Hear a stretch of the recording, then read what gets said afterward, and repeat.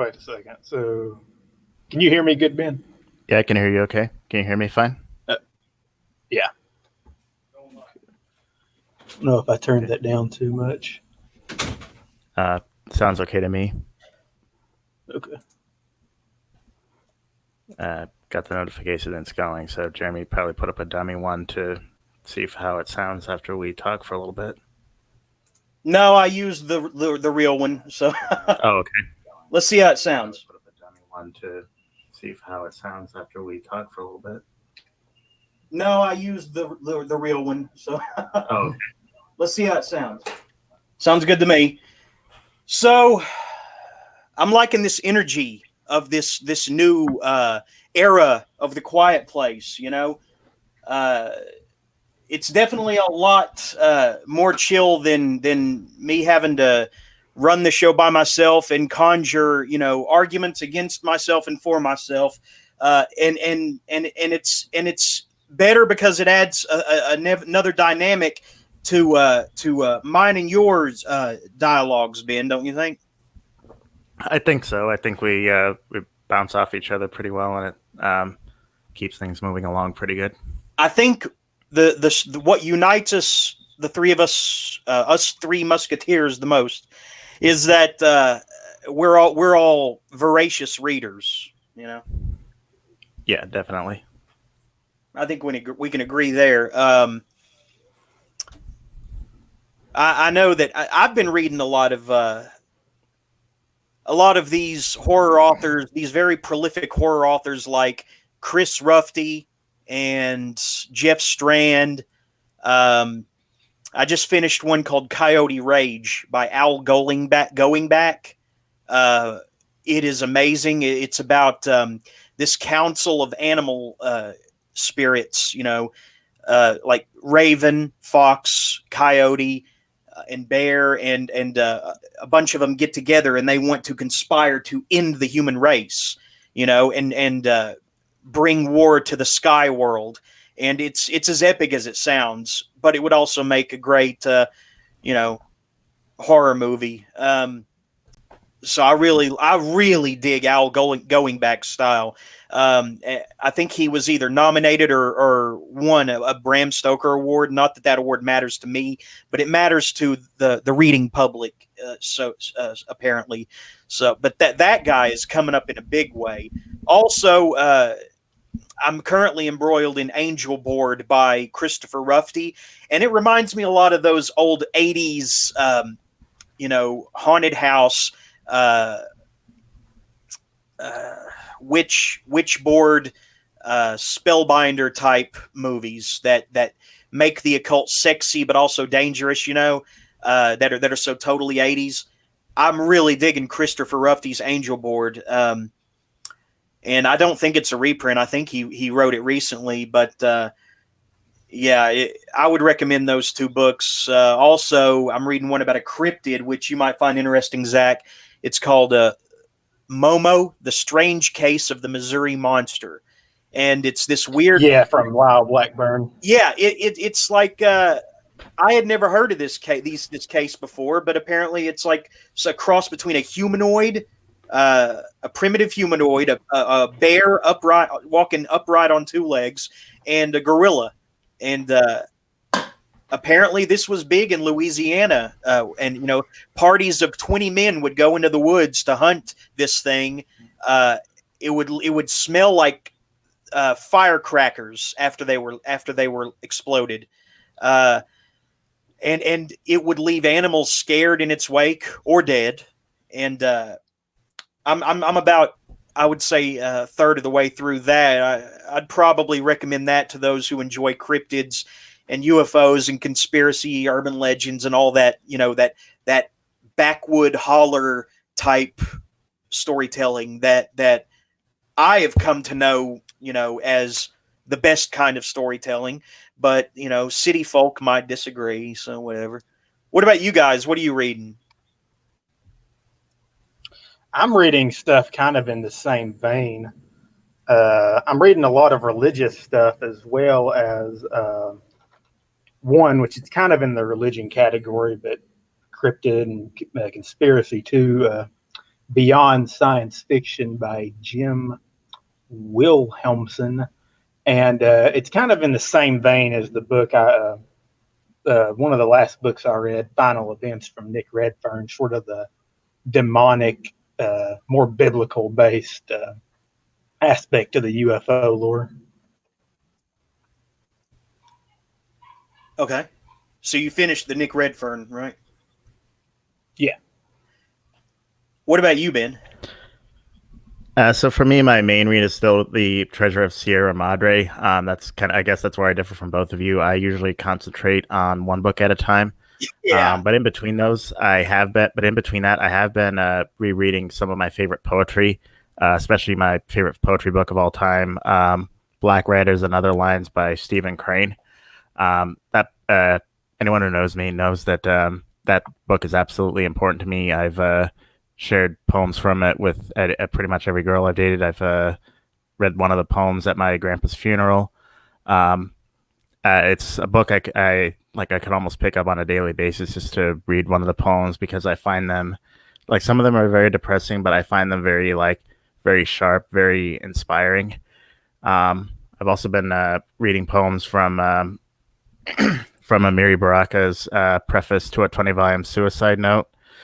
Amiri Baraka is probably most known for his political poems. He actually got in a lot of hot water for a poem he wrote about 9/11 called about Whitey, right? He has poems like that, but his what was called Somebody Blew Up America, and where he suggested that, oh, maybe Jews did it. He's all right in my book then. But preface to a 20-volume suicide note, it has the political aspect. Like, there's a poem in there called Monday in B flat that just goes, I can pray all day and God won't come, but I can call 911 and the devil be here in a minute. That's a very sharp one. Like preface to a 20-volume suicide note, that's not political at all. It's a very personal, very sad read. There's one called In Memory of Radio, which is a tribute to old radio shows like The Shadow. Amen. Yes. Good stuff. So yeah, and he was still going by the name Leroy Jones at the time. So, even if you don't like his Afrocentric political poems, I definitely recommend looking up Preface to a 20-volume suicide note. It's really great. Where I first heard about Amiri Baraka was in the Portable Beat Reader, which was my first exposure to the beat movement at all, basically. I think Penguin Books put it out. The beat movement with Kerouac, Burroughs, Ginsberg, and all Neil Cassidy to a smaller degree. Amiri Baraka somehow ended up in there, and I guess his connection is there tangentially, but I don't know that he would have considered himself a beat, maybe loosely. He sort of was in that vein at first, like when he wrote the preface to a 20-volume suicide note poems, but he moved away from that and got involved in Afrocentric and Black Power movements. And part of that was apparently while he was a member of the Beat Generation, he did apparently have affairs with other men, but when he got into the Black Power movement, he started denouncing homosexuality. I wonder if he knew. I wonder how many people in the beat movement knew the truth about that night with Lucien Carr and the guy who died. You know who I'm talking about? He was supposedly an assailant.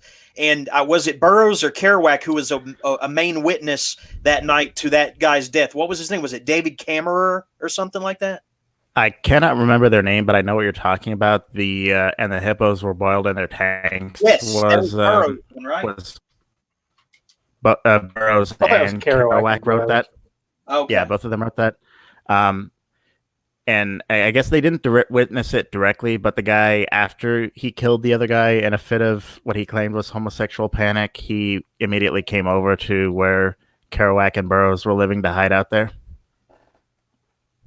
And naturally, they took him in, and they were accomplices, right? Yeah. Because back then, you didn't squeal to the pigs, if you were one of them, right? Yeah, it was less about that because Kerouac actually did end up becoming a sort of law and order conservative, it but it was more of a case of, oh, he's our friend, so we have to cover for him. And Lucian Carr's son actually became an even more accomplished novelist. If I recall, he went on later to write something called The Alienist.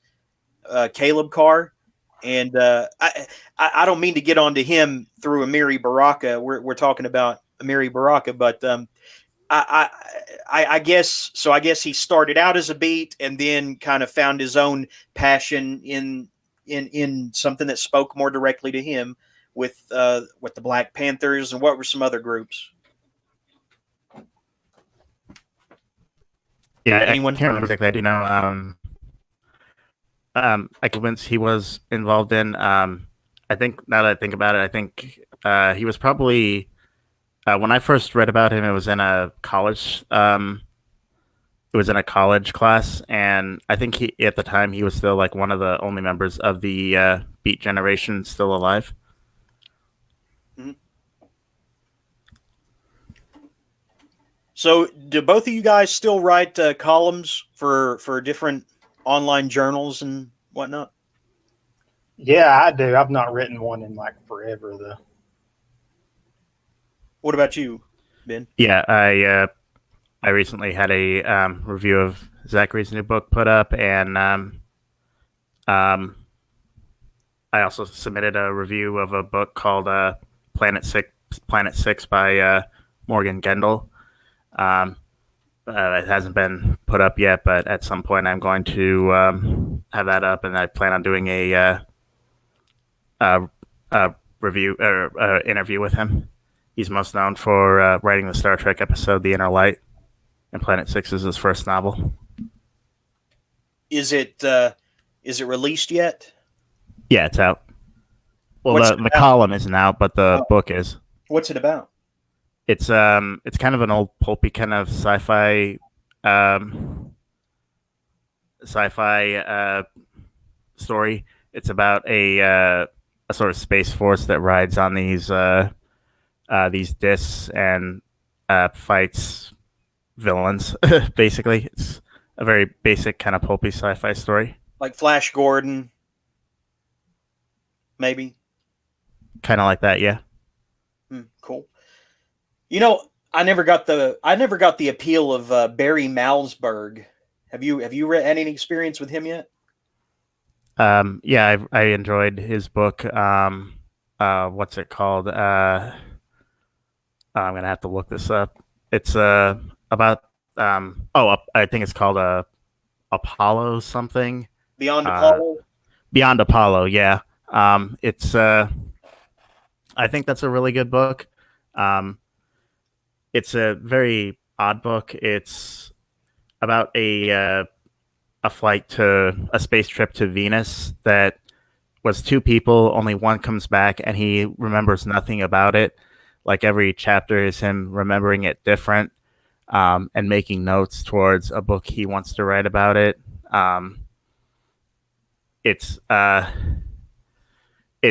probably the like most unreliable narrator book that I've read. It's a very strange one, but I liked it a lot. If you enjoy like books that play with your expectations very heavily, I think it's enjoyable. Right.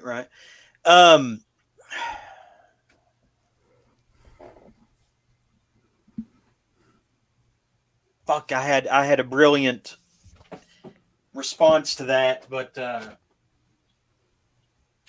my fucking cats keep interrupting. Anyway, what was this little schism you had with the online like journal that you contributed to, Zach?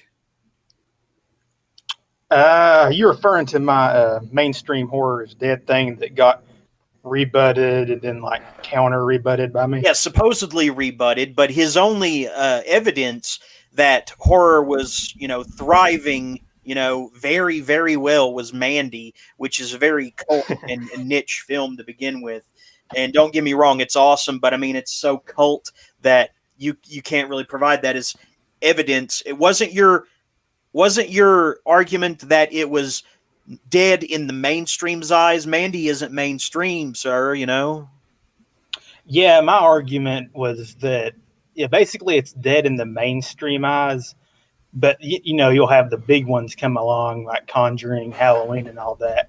But other than that, it's kind of just these things that horror fans gravitate to on like specific streaming services. So it's less like these films have any sort of impact outside of that niche, but they kind of have the like I would say impression of being bigger than they are. It's kind of the thing with the internet. It seems internet media. Yeah. Hey, did you know that you know the kid who plays Ben in the new It? Did you know that he grew up in Bluff City? That's like a few Yeah, I did towns that. over from both of us. Yeah, I he just, was in Goosebumps too, I think. oh, I haven't seen it. Is that the one where all the characters come to life from his novels? Or Yeah, the sequel to it, the Goosebumps 2 Haunted Halloween one. so apparently, yeah, this kid grew up in Bluff City, which is a few towns over from both of us, and apparently he's like heavily in demand now, you know, which is amazing. Yeah, it's kind of funny though. He's like the stereotypical chunky kid in the '80s movies. Yeah. Or You know, '80s throwback movies. let me tell you something. I sure wish that life was as simple for me as it was for a cat, where, you know, anytime that I want to go, you know, somewhere else, all I had to do was scratch on a door like this. and then people will let me in, you know, no matter where it is. Or if I wanted to go out, it would be nice if all I had to do was just scratch like this, and then they would let me in anywhere, any fucking where I wanted to. Jesus Christ! No, I'm mad at I'm mad at cats too because I was at my friend's house last night and her cat usually loves me. She'll like come up and headbutt me to pet her, but then like 5 minutes later she'll just fucking scratch me or bite me. Oh man, they are moving. No, I'm the only person I know allergic to cats. You're allergic? Yeah, it's horrible. How? I love them, but How I just much? can't be. Huh? How allergic? My eyes itch like tremendously whenever I'm just in the presence of one. Oh man, that is a tragedy because they are great therapy. I cannot. They are apparently they're going to be able to cure that soon. Not in the person. It's something that they do to the cat, like a shot or something that makes them stop producing some kind of protein. I don't know. It's sciencey, but apparently it'll be cured in the future. You've heard of these cats that go into these sick wards where in hospitals where, you know, people are basically terminally ill. They know they're dying, even if it's not said out loud. And these cats will come in there. They will know instinctively to go in that room and comfort that person because they're close to the end. That is such a beautiful thing, you know? Yeah. Have you heard of this? It's like Dr. Sleep, only it's real and with cats, basically. Yeah, Yeah, I think it's I've heard of pretty that. awesome. That is a really great thing. And I don't know that you get that same kind of intuition with dogs. You know, dogs are more, they'll stand by you if you are assaulted. Like they're more physical than mentally intuitive, you know? Dogs will involve themselves in an altercation, you know, if they're not, you know, if you didn't raise them totally timid, if you didn't shelter them too much. But yeah, dogs will die with you. Cats will help you transition. There's something very profound in that juxtaposition. Well, one odd thing that happened in my family was when my grandfather died, the dogs on the property, like after he was, like I'm pretty sure it was the same day, they would just go out there and howl like crazy. Oh man, that is horrible. Yeah, it's pretty weird. One of the saddest videos I've seen on the internet is a dog crying at its owner's grave. It just like breaks my heart every time I see it. I can beat that. I mean, not that it's a contest, but I remember that this decorated war veteran died, and he had an open casket funeral, and it was his body was displayed on a very elevated dais. You know, it was one of these very public, very ceremonial services.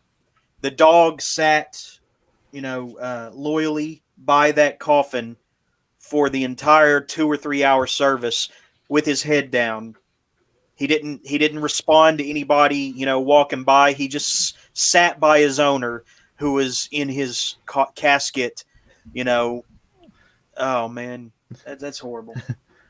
Fuck, I didn't read a want to whole feel book on these this feels, bro. subject last year. Yeah, I hope that dog went to a good home. I'm sure he did. There's no way he couldn't. Do you know what the day before yesterday? You guys know what Friday was, right? No. Oh, I have a feeling you know it's been.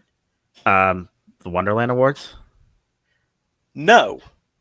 That was the only event I could think of recently. I'm glad that somebody brought that side of publishing up instead of me for a change. But no, it was the anniversary of the death of another celebrated, entity.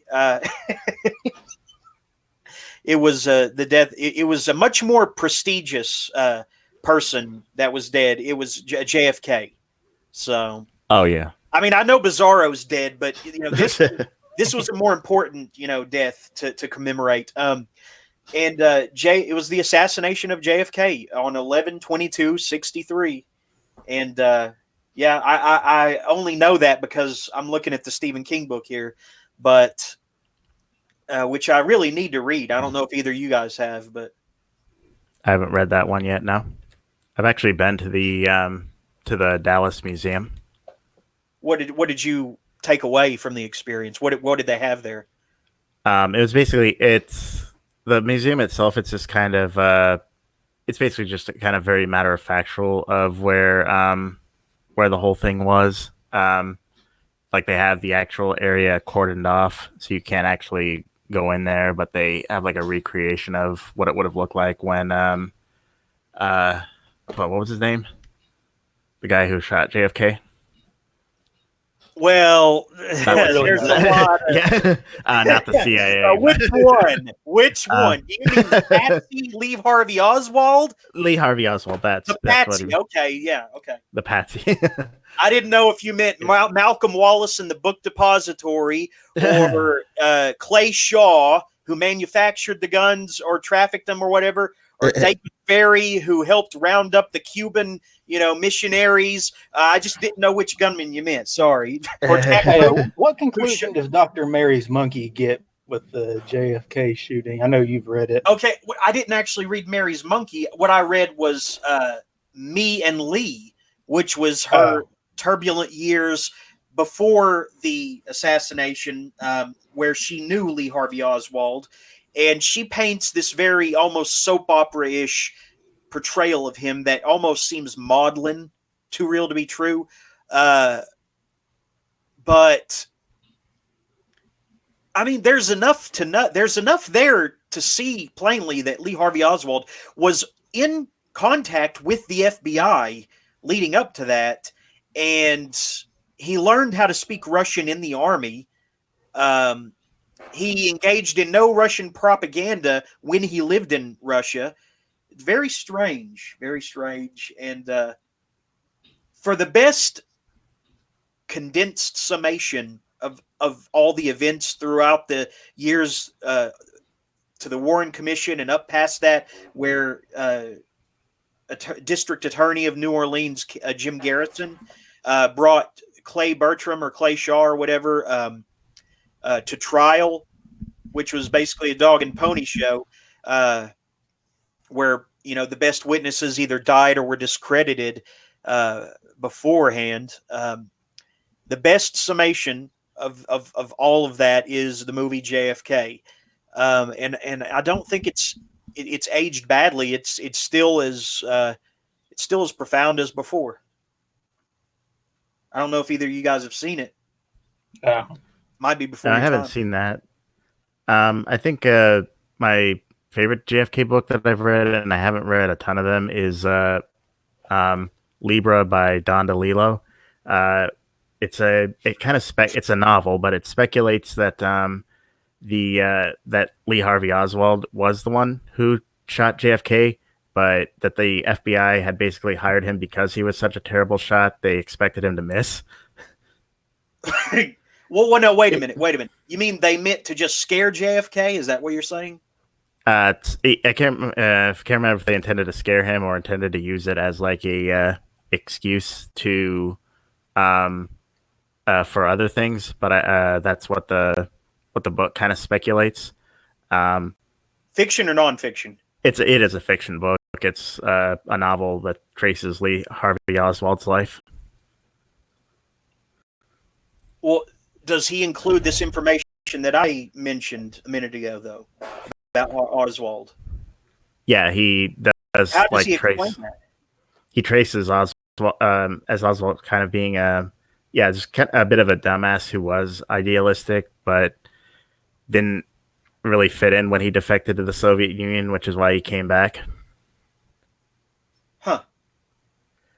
You know, the JFK thing's like the one conspiracy that I just I don't have a strong opinion on. Like, I just don't really care that much one way or the other. Well, I mean, surely we can all agree, even if Lee Harvey Oswald was, by some, amazing, revelation, the lone gunman, surely we can agree that there was still conspiracy, even if, right? Oh, yeah. Just the very fact that, he said the word patsy, in the interviews and all that, it's just so strange. It's like, A, that's not a common word.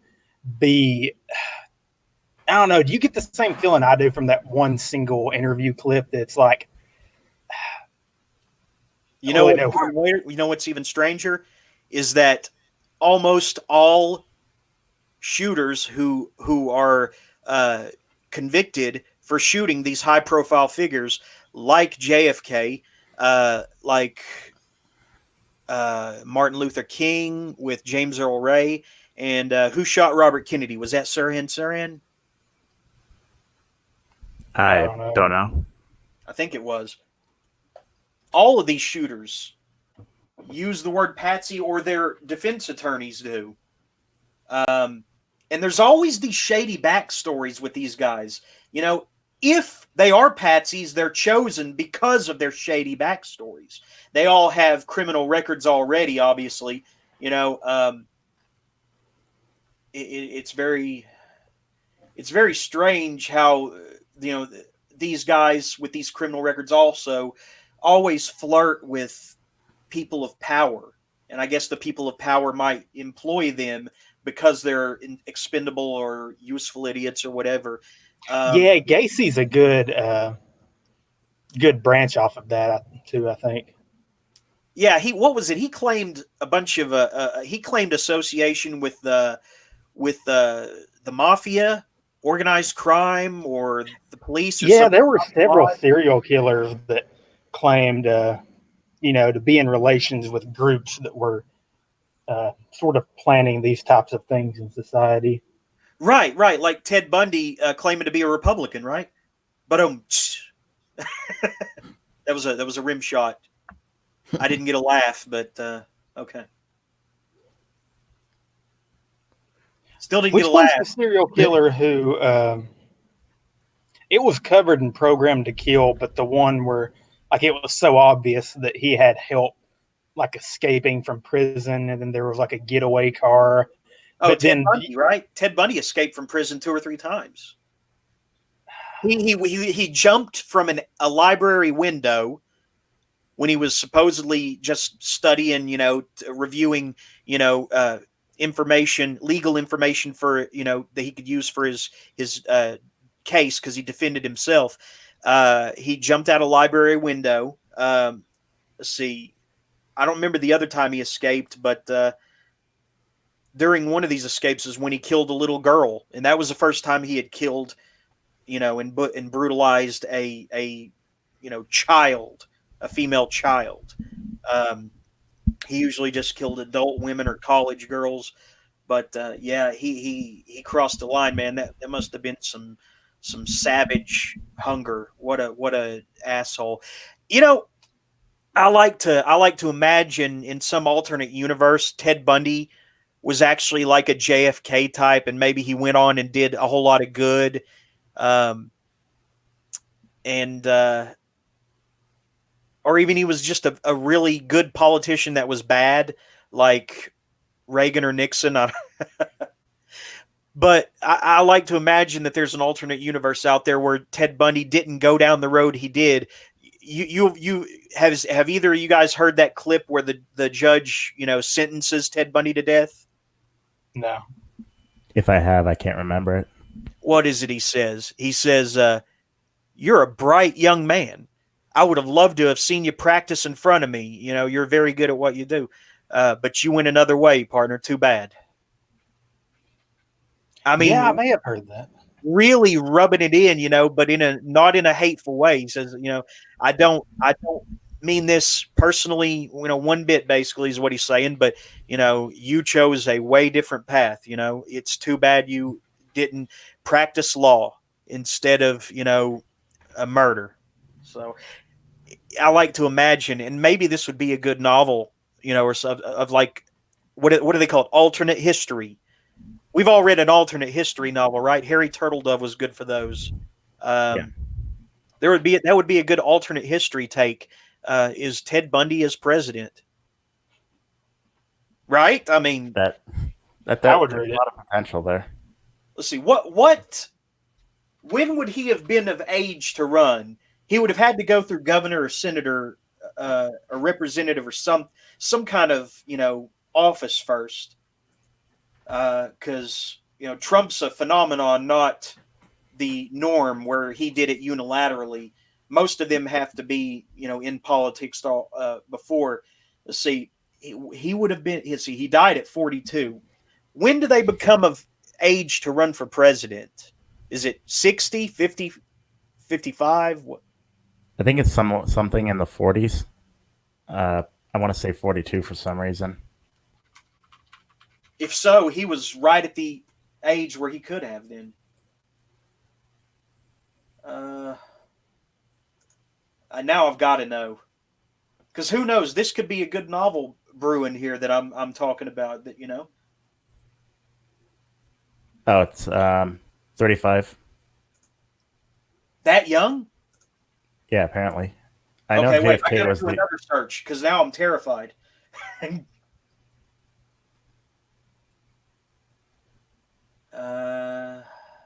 I know JFK was one of the youngest presidents. Yeah, he was one of the youngest. He was only 43. Fuck. Ocasio-Cortez is 5 years away from being eligible. Anyway, no, what was that about JFK? He was the youngest. What was he? 43. Wow. So if Ted Bundy died at the age of 42 from the electric chair, he was just becoming of age to where he could have been president. I wonder how soon he would have had to be involved in actual politics. Maybe he went to law school. Maybe he would have been a lawyer for the first 10 years. And maybe he would have found his way into presidency sometime in his mid to late 50s if he had taken that different path. And that would place him, let's see, what year did he die? Because now I'm brainstorming, I don't even know if this will go anywhere, but I like to keep these ideas in the back of my head in case I ever do become, a self-proclaimed writer again, title and all. He died in 1989. So let's say that he went on and lived to his, 50s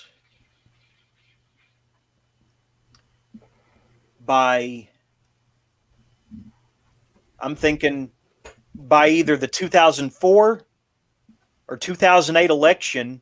That might be a good place for him. But is that a good idea? Is that too late? Maybe he should be maybe he should be president in the 80s or 90s. I don't know. I think he should escape prison and go be a grunge icon in the 90s. That's an offshoot reality from mine. Okay, so well, now I'm because I was talking to someone about the book Jim Thompson's The Killer Inside Me. Well, now I'm thinking of like a president that's trying to do the presidential duties while suppressing his homicidal tendencies, which I think on some level you have to have homicidal tendencies to be president. Oh, sure. Andrew Jackson didn't even try to suppress his. I mean, he pretty much threatened his vice president to go outside and engage in a duel with him one day, and the guy chickened out. The guy with the wild hair, you know what I'm talking about? No, probably not. Didn't he? It's like I don't know if this was Andrew Jackson, but there was one president that an assassin tried to run up and shoot him. The gun jammed, and he just beat the shit out of him. Yeah, not just beat the shit out of him, beat the shit out of him with his cane. Yeah, his walking cane. The old man, that can barely stand up, straight, and he's beating the hell out of the guy with his cane, and the guy needed help to get away.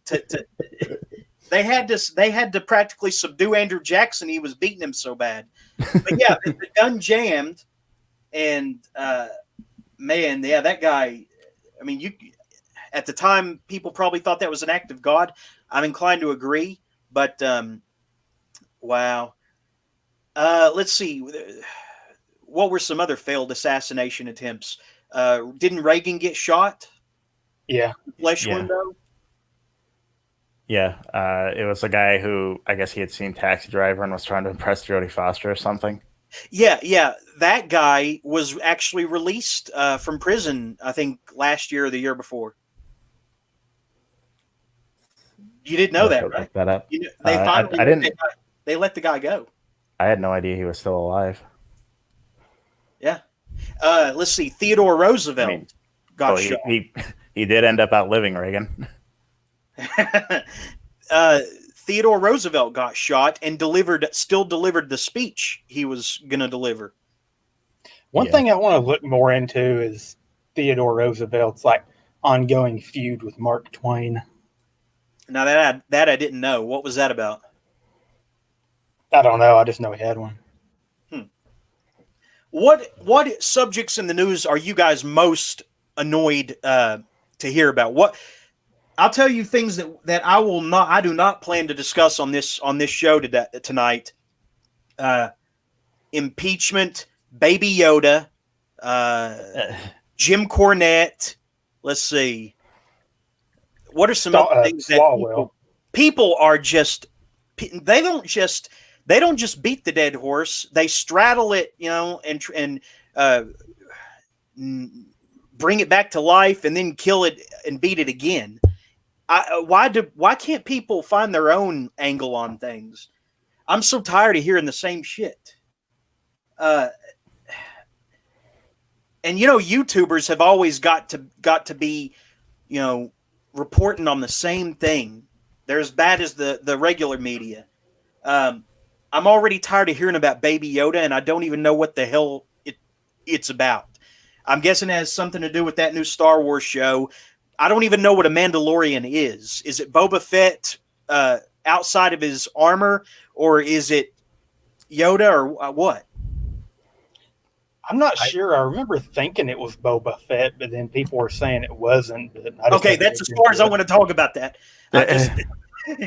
I'm already falling into the trap. Yeah, I gave up on the new Star Wars stuff after The Force Awakens. Or not The Force Awakens. The Last Jedi. That's when I gave up on it. I think that I started moving away from it after the Phantom Menace.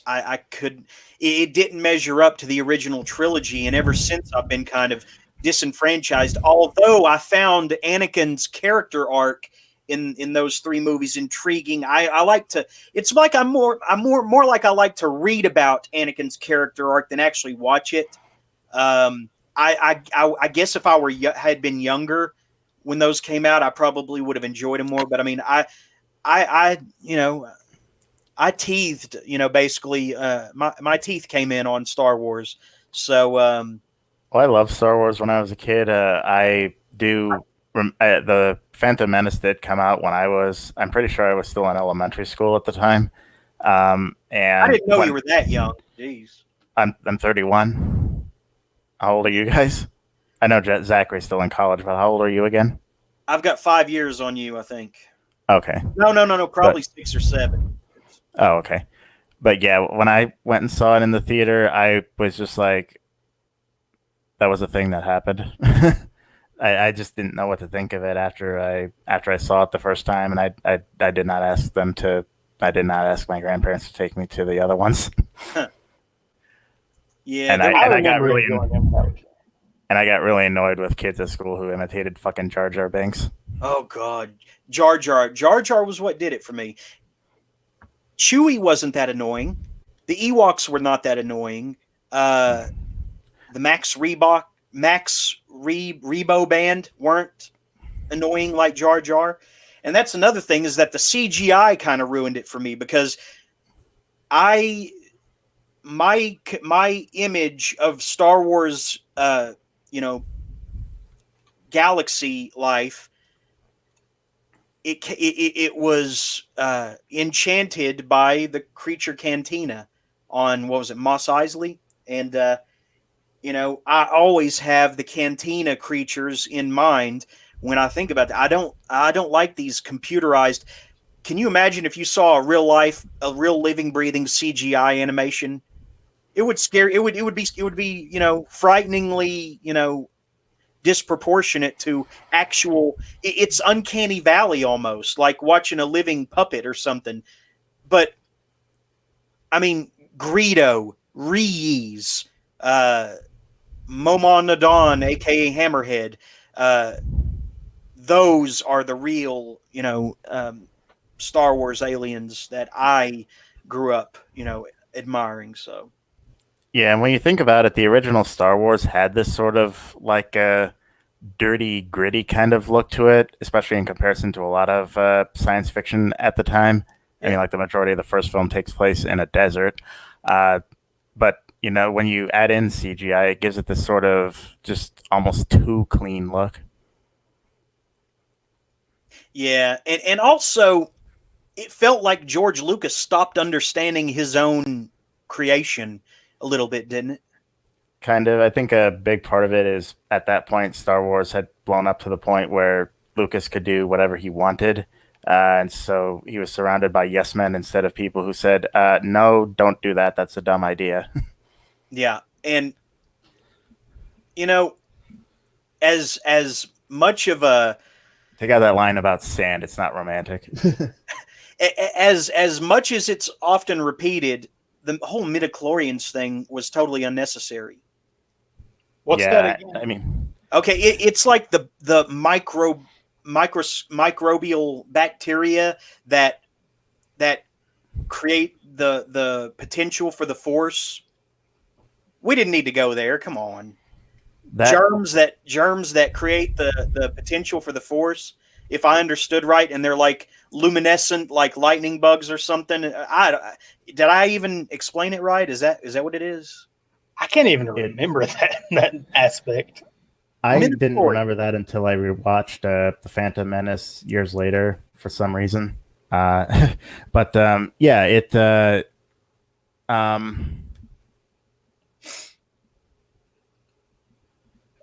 but yeah, it was like an attempt to do a sci-fi explanation of what was a pretty solidly fantasy element in the Star Wars universe.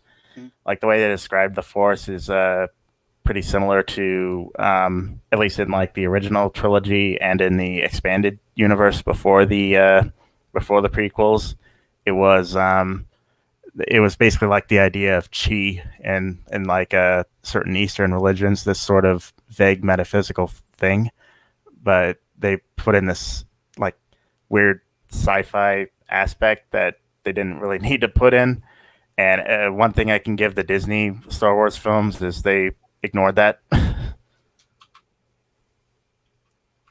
Yeah, we didn't need to go there with the midichlorians for the Force. What are some other things you guys don't want to hear anymore about this week in the news cycle? Because there's so much. I don't know. I've kind of been ignoring the news. That's probably the healthiest thing. You know, I find myself less stressed when I'm not listening to the news, and I just listen to heavy metal instead on the way home from work. I find that I'm much more healthy and of sound mind and productive than when I let myself be inundated by the waves of talk radio hysteria that it's a new thing every day and every week. You know that. Yeah, I need to do that. I've been listening to the news like way way too much. Like all my drives, it's not been music; it's been news. Yeah, I've just been mostly ignoring that in any news I see as I see when I scroll through the book. Mm-hmm. You know, we've seen so many jokers over the years. Speaking of, you know, sticking to the realm of popular culture and entertainment, we've seen so many jokers over the years, from, you know, Jack Nicholson in the early '90s to Heath Ledger, obviously, and then Jared Leto's really too over the top cartoonish version, and then Joaquin Phoenix's hyper realistic, grungy, late 1980s take on the Joker. That I almost feel like Joker needs to come full circle. I had this discussion with some guys when we tried to figure out who they'll get next, because they can't seem to, just like Batman, they can never keep, you know, the same guy as Joker, you know? Well, they have announced a sequel to Joker with Joaquin Phoenix. They have. Yeah. But he's not going to be in the Batman ongoing universe. He's going to be his own little thing in this little corner, right? Supposedly, it seems like DC doesn't know what they want to do. Like, they have the Birds of Prey movie coming out, but, you know, if that ends up... he should absolutely not be anywhere near that. No, Birds of Prey is going to be that's no. If that I've got a feeling that's gonna bomb, and when it does, like they're just gonna like say goodbye to everything prior to Joaquin Phoenix's Joker. Yeah, and it'll be toxic male, the fault of white toxic males. I know how this goes. Yeah, but I actually feel like the Joker needs to come full circle, and we need to make the Joker campy again, not over the top with damaged or mentally, you know, ill stamped across his forehead like Jared Leto's version. But he needs to come full circle and be like a campy, goofy, but still dangerous Joker again, almost like Jack Nicholson's Joker. And that's why, and my buddies agreed with me on this, that's why we need Gilbert Gottfried as the new Joker. Can you picture him with green hair and white face? Because I can. It's almost perfect. You know, I could envision him that if he was younger, but I think at this point he's a little too old. Okay. You need to Photoshop it to make it reality. Like, maybe if he was like doing the voice like a Mark Hamill, that might work in like a cartoon version or something. Okay. What's that stuff that he falls into the vat of, the chemical or whatever? What is that called? It didn't have a name, I don't think. Okay. Well, what if that stuff like hideously, you know, not aged him, but made him like decrepit, it like curled him up, you know, to look older than he is? Could happen. Could be. It might make sense if it's older Batman as well. You know what? There was another Joker too. I forgot in the Gotham TV series, but he was like an evil spirit that possessed somebody. All kinds of stupid shit on that show. How did it survive all those years? I don't know. The worst Joker that I can think of is the Joker from The Batman, that cartoon series, where he looked like an ape with dreadlocks for some reason. I missed that. I cannot remember that one. That was really bad. You had like the penguin with who was like who was just ridiculous. You had Mr. Freeze is like this young guy who was like um, I don't even know how to describe how bad it is. It's like I I do don't not recall this show at all. I don't know what they were trying to do with this. They were trying to do an alternative take, but the ideas they had for it were just fucking weird. Like I said, the Joker was like an ape with was like the size of an ape. He had bare feet. He had dreadlocks. They had a anarchy in it, except he was like all white and was just a complete murderous psychopath. So he wasn't an anti-hero. He was. No, he's almost like what he was on Arrow, just like a murderous psychopath. Huh. Like, I don't know what they were trying to do. They had the best, like the Riddler they had. He looked like the Riddler in that show looked like Nightwing with a green costume for some reason. Oh my God, I remember this show now. I just looked up the Joker from it. Yeah, that's just bad. Horrible. Something else that I never figured out.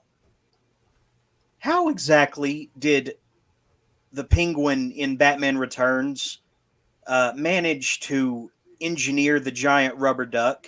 I know his little army of penguins didn't build that thing. So who did? He's got the deformed hands, right? So who's doing the manual labor in that, subculture? I have anyone else ever wondered that? I mean, he did have hired goons, so probably. Yeah, but who built the rubber duck, man? I don't know. He probably paid someone. I mean, I think you're underestimating the Penguin. Smoking cigarettes, and he's smoking cigarettes, and he's probably got like gang tattoos, and he said almost finished with the rubber duck, Mr. What was his name? Cobblepot? Was that? Yeah, Cobblepot. Oh, almost finished with the duck, Mr. Cobblepot. Yeah, didn't his henchmen dress like clowns in that or something like that?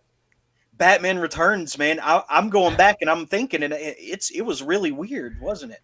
Yeah, I think that I do remember like the really funny scene where he's explaining his plan to kill all of Gotham's children, and the one guy is just like, Penguin, I don't know about this plan, killing sleeping children, and then the Penguin just shoots him. That movie was weird even for Tim Burton, man. And that's the thing. I thought the Penguin's death scene in that was really odd. The what? Penguin's death scene. The Penguins. Yeah, they march him to the sea, into the river. They kind of carted him off, right? Yeah. Oh, man. That really was more of like a Tim Burton movie than it was a Batman movie. Even for Tim Burton, that was a weird movie. Yeah, that was kind of the cycle with it when you think about it. They had the first one, which was, it had that sort of Tim Burton-ness to it, but it was definitely a Batman movie. Then they gave him free reign for the second one. It was too disturbing. It didn't make enough money, and they hired what's the guy who did Falling Down? Oh man, Joel Schumacher. Yeah, that guy is awesome. He also did Lost Boys.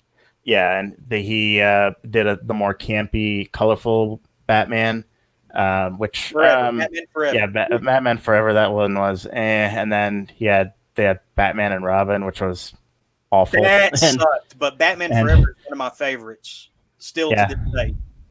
I don't know if I'd call it like one of my favorites. It's especially what they did with Two-Face. That was it's just like they just turned him into a generic bad guy. It's like they didn't really get what Two-Face was. But I always felt that one seemed like the one where they've got, or the starting of the movies having like two villains, from that, then Spider-Man 3. It just keeps progressing. It's one thing I always disliked about it. Well, no, because Batman Returns had Penguin and Catwoman, but you almost forget about it. You almost forget about Catwoman, don't you? And it didn't really make sense how she became Catwoman. She just kind of died or didn't or something. I don't even remember what happened. She got like pushed out of a window and like a cat butcher. They were kind of ambiguous on whether it was her doing it, or if something mystical was behind it. They were kind of ambiguous on that. Yeah, but if you look back, if you look back at 1990 and you didn't know what was coming down the pike, you could say that was the most realistic Batman, which is an odd thing to think about where we are now. But back in the day, that was the most realistic portrayal of Batman, was the first one. Even though, you had, what was it, Channel X, where everybody had the laughing faces like Joker because they had been dipped in that chemical, and he was doing all these wacky, offbeat, not real commercials for non-existent brands. Anyone remember that? Did I imagine it in a fever dream? Or yeah, and doing things like pulling out that giant gag gun to shoot down Batman's plane. Speaking of that, do you all are y'all familiar with that whole Mandela effect thing about the Joker dollars in that movie? Now wait a minute. What I'm talking I'm familiar with the Mandela effect in general. Oh, the Joker dollars? How does it apply to Batman?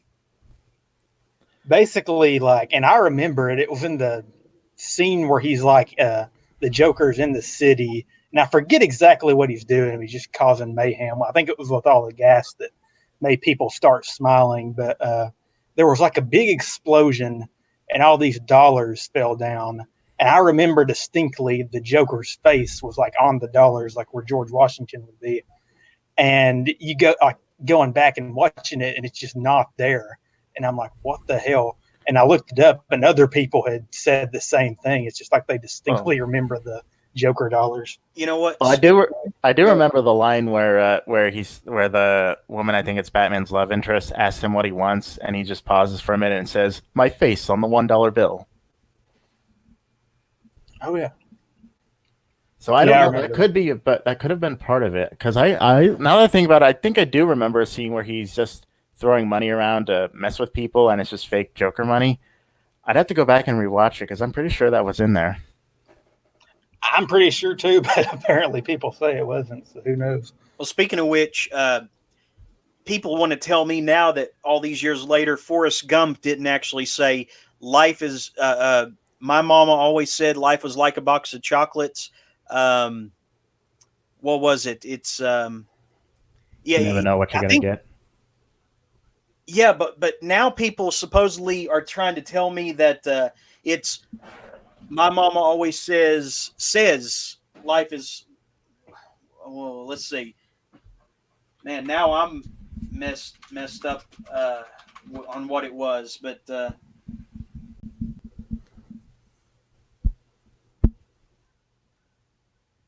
I don't get what else it could be. no, but they've said that they're saying it's something different now. Now it's supposedly it's life was like a box of chocolates. I could picture that because of his southern accent, the stereotypical southern accent. Yeah, I understand that the possibility is there, but no, that I distinctly remember it being life is. Even though I was confused there for a second, I still know that it was life is, even though I got confused for a second. Man, they're really gaslighting us now, guys. They're gaslighting us through old movies, but to what end? Because I remember one of the most famous. I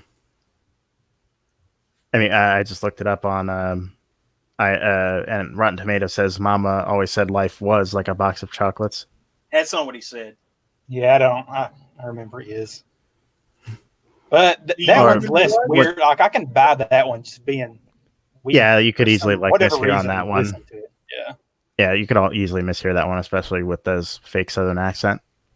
Look, but that's not all. Now supposedly Luke, I am your father has been altered. No, that it was never Luke, I am your father. It was the exact. I don't know if this is exact, but it was like, Luke, do you know who your father is? And Luke says, yes, you killed him. And it says, no, I am your father. Yeah, you're right.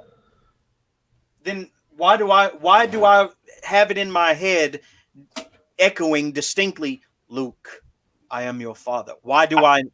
I think when it's repeated in certain pop culture things, if it's spoofed or whatever, they'd say, Luke, I am your father. Okay, well, James Earl Jones maintains that it was Luke, I am your father, doesn't he? because he was asked about it. He might have misremembered because I pretty distinctly remember it being that exchange of dialogue. Okay, well, you would know better than James Earl Jones, no? But yeah, man. Those two I find less weird than the freaking Joker dollars because I remember those dang things. There's all kinds of little things like that that feel like they were changed later. Like this is one that I can't get anybody to agree with me on, but you remember this obscure movie Dark City from the late 90s? I know the name, but I've never seen it. Where the creepy pale white guys with the flowing long black cloaks, and the city changes every night. Like they wake up in a different life after they freeze everybody. They freeze time every night at a certain time, and they change everybody's lives around or something. Which is almost like a meta like take on what we're talking about right now, if you think about it. Whoa. Yeah. So yeah, the most famous. Oh, go ahead. Do either of you remember Dark City, though? No. No, I've never seen it, but I'll have to check it out now. It sounds pretty good. It looks pretty good. Yeah, Kiefer Sutherland, Rufus Sewell, I think was his name, or one of those British, 30-year-olds or whatever, with the boxer chins, But anyway, it's I'm pretty certain that I remember Jennifer Connelly being bound and gagged in it with a knife to her throat, and he lets it kind of poke her to where a drop of blood comes out. I cannot find this scene in the VHS that I owned, though. And guys, when I usually know what I'm talking about when I talk about actresses being bound and gagged. Trust me on this. So for me to not be able to find a scene, I have like I have like an index in my mind, like, okay, this was the movie where Evangeline Lilly was, restrained with duct tape. I remember this. This is the one where so and so is dressed like Leia and handcuffed behind her back. I mean, I have like an encyclopedic knowledge of. Maybe it's just what you wanted to see, and so you believed it was there. Yeah, maybe. I have an encyclopedic knowledge of bondage in mainstream entertainment, though, and I cannot find Jennifer Connelly bound and gagged, and I've lost some sleep over it, in my early days. So, but I can't find anybody else who remembers that scene. So, I don't know. Yeah, this is kind of unrelated to that, but it did remind me of something you've sort of like driven yourself crazy trying to find. One book that I've been trying to find for years is like a collection of sort of comics that are sort of in that underground comics kind of style. It's like a collection of comics about the frustrations of growing up, and I have never been able to find it. I cannot remember the title of it. I vaguely remember the art styles, but I can't find any of the artists associated with it. Like I remember like distinctly some of the stories. Like one was about it took place in like a world where everyone's an anthropomorphic rabbit, and it focused on this like teenage rabbit who was like really ashamed about masturbating. One of them was a story about these two skater kids who get in serious trouble, and another one was like a almost surreal story about a girl getting her first period. I cannot find that book anywhere. I have not been able to find the name. I can't find anyone who recognizes it when I describe it. It's driven me insane. Wait a minute, because we may have a Candle Cove moment here, if you're familiar with that creepypasta. But did you say it's a comic book? Yeah, it's a collection of short stories by different artists and writers. It's not really horror. It's stories about the frustrations of growing up, going through puberty, things like that. It wasn't called Flinch, was it? I don't think so. Let me, because if this is it, you will be my fucking savior. Let's see, comic. Let's see, because I do remember the. Nope, that's not it. Well, because I Finch do had a remember cover with Rabbit on it, so yeah, that because one- no, I do remember like the cover of it is like a kid holding a. I remember what the cover looks like. It's a kid holding like a comic under his arm and like doing an exaggerated like nail biting thing with like thought bubbles coming out with panels from each of the different comics inside. and it wouldn't have been the Max where Sarah Winter or Julie Winters brings that rabbit home that was run over and her mom kills it.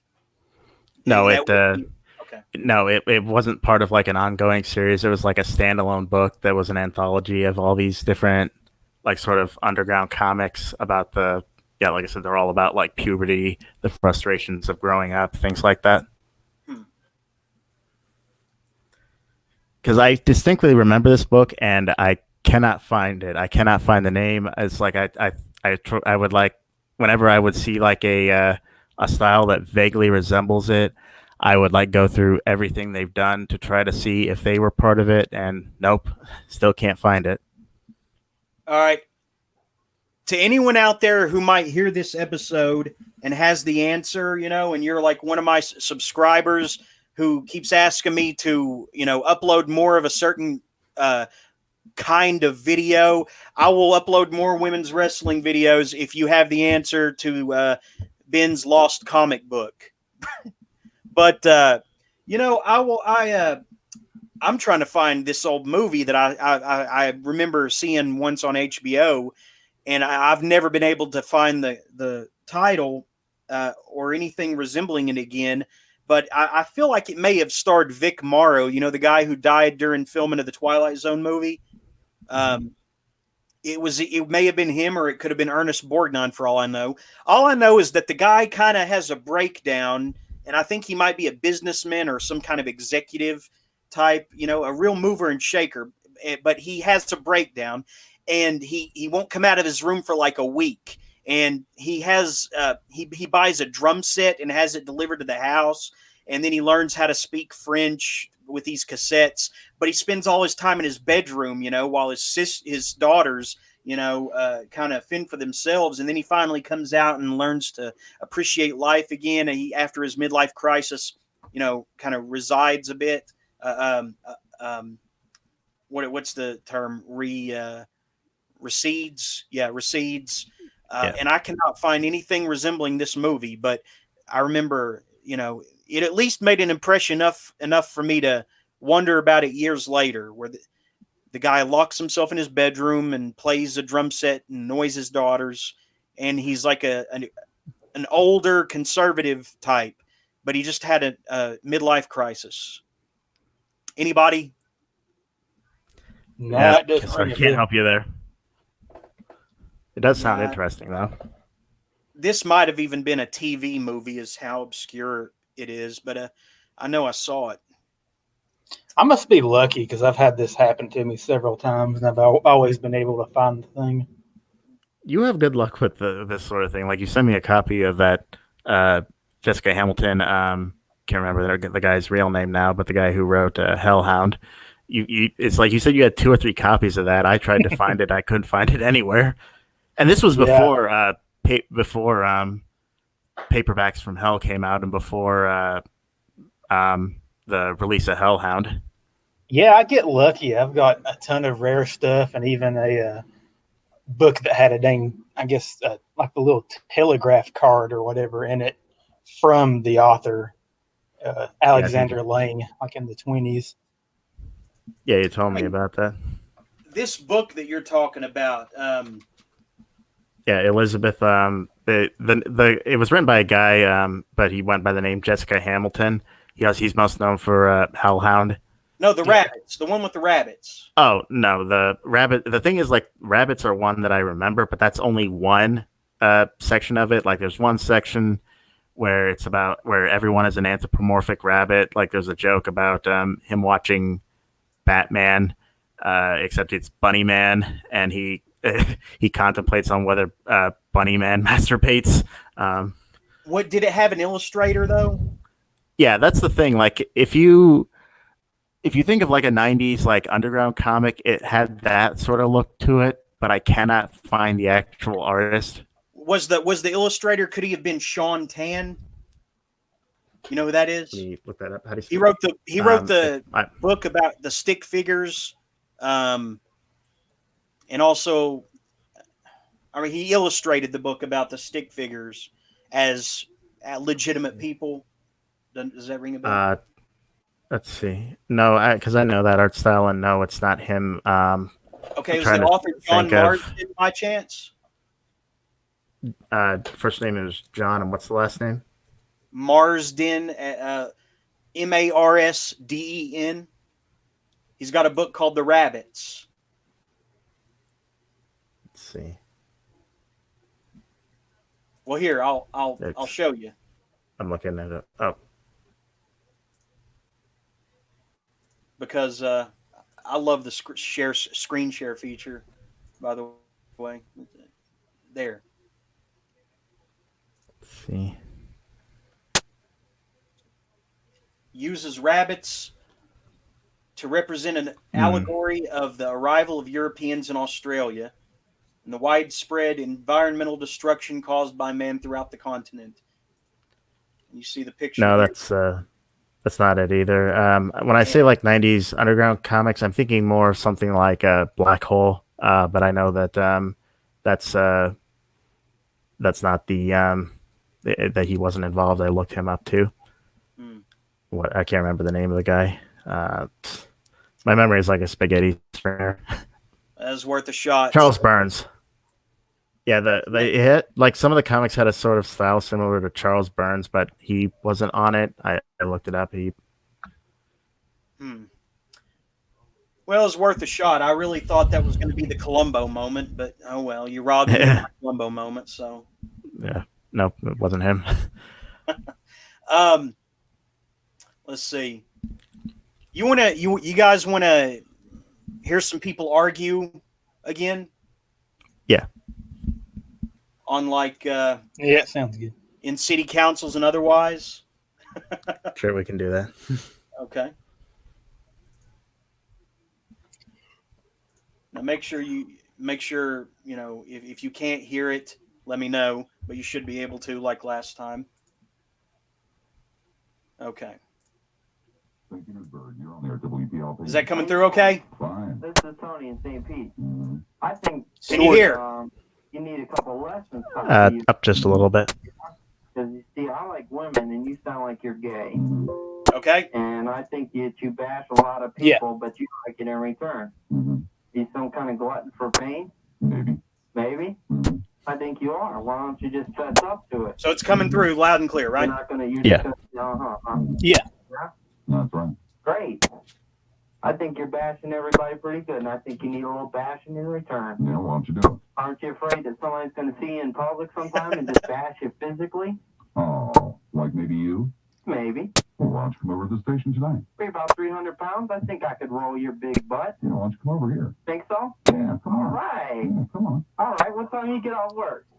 Come over while I'm still on. Okay. Great. I'll hang around and wait for you. Don't hang around. Just knock on the door and come on in. All right. I'll bring some beers. We'll have a good party. Yeah. We can bash each other. Uh-huh. You want me to bring any bats or anything? No, you don't need bats. They won't help you. We can just tear the place up. No, we'll just tear you up. All right. Right. That sounds like it'd be just a ducky time. Well, it sure will be. Just ducky. Yeah, the way is by taking you away in the paddy wagon, punk. Really? You better believe it. You think so? Uh-huh. How do you know that I'm going away in the paddy wagon? Come over and find out. What if you're in the ambulance? How are you going to see me? Come on over and find out, punk. That sounds like a good time. Uh-huh. Why do you call me punk? What? Because you are. I'm young? You're a little snot-nosed punk, that's why. Little? Who thinks that you're on the telephone, you're going to talk big. Yeah? Yeah. Yeah. How do you know that I'm not big? Come on. How do you know I'm not big? Come on over, punk. You say punk. You say You punk. got it. Little punk. You little You got snot it. punk. You got it. Maybe bigger than you. Maybe you are. Maybe I am. Don't want to scare you? Nope. You need to watch out for people like me. Uh-huh. You do. Uh-huh. You know you do. Uh-huh. You'll think about me later. Okay. You'll be looking over your shoulder and you'll think about me. Yeah, you'll be having something in your belly, too, to make you think about me for the rest of Now look at that. He had to dump part of what he said. That's what happens in talk radio, in old-fashioned talk radio. They had to use the dump button when they said things that were too much, and that's why that statement kind of trailed off there. WPLP.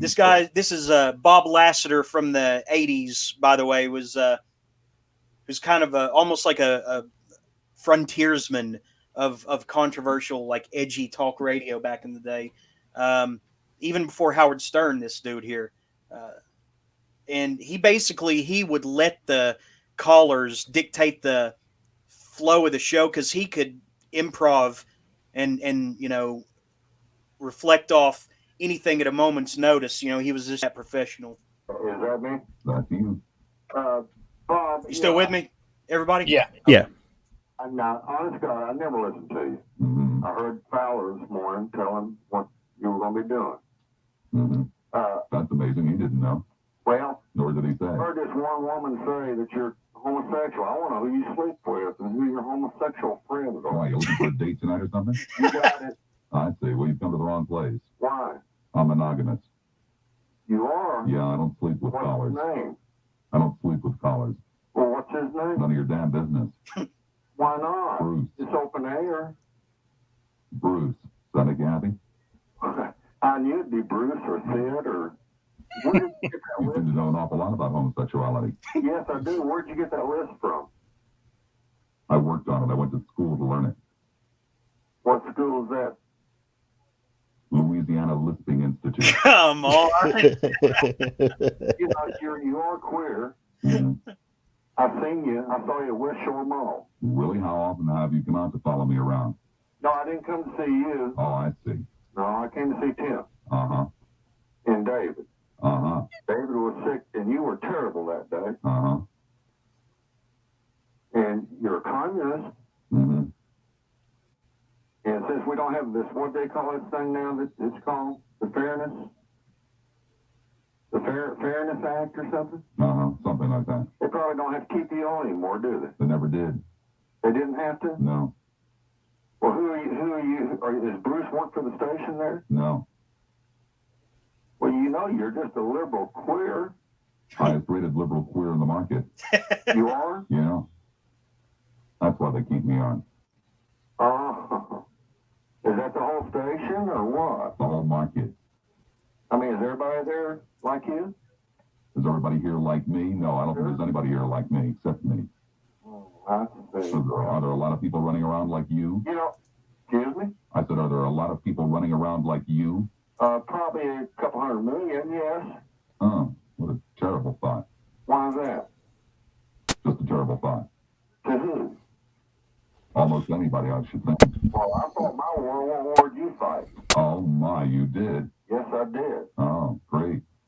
I was in the Navy, Fantastic. Well, what did you ever do for your country? What did I ever do for my country? Yes. Thought. You did what? Thought. Thought. I said thought.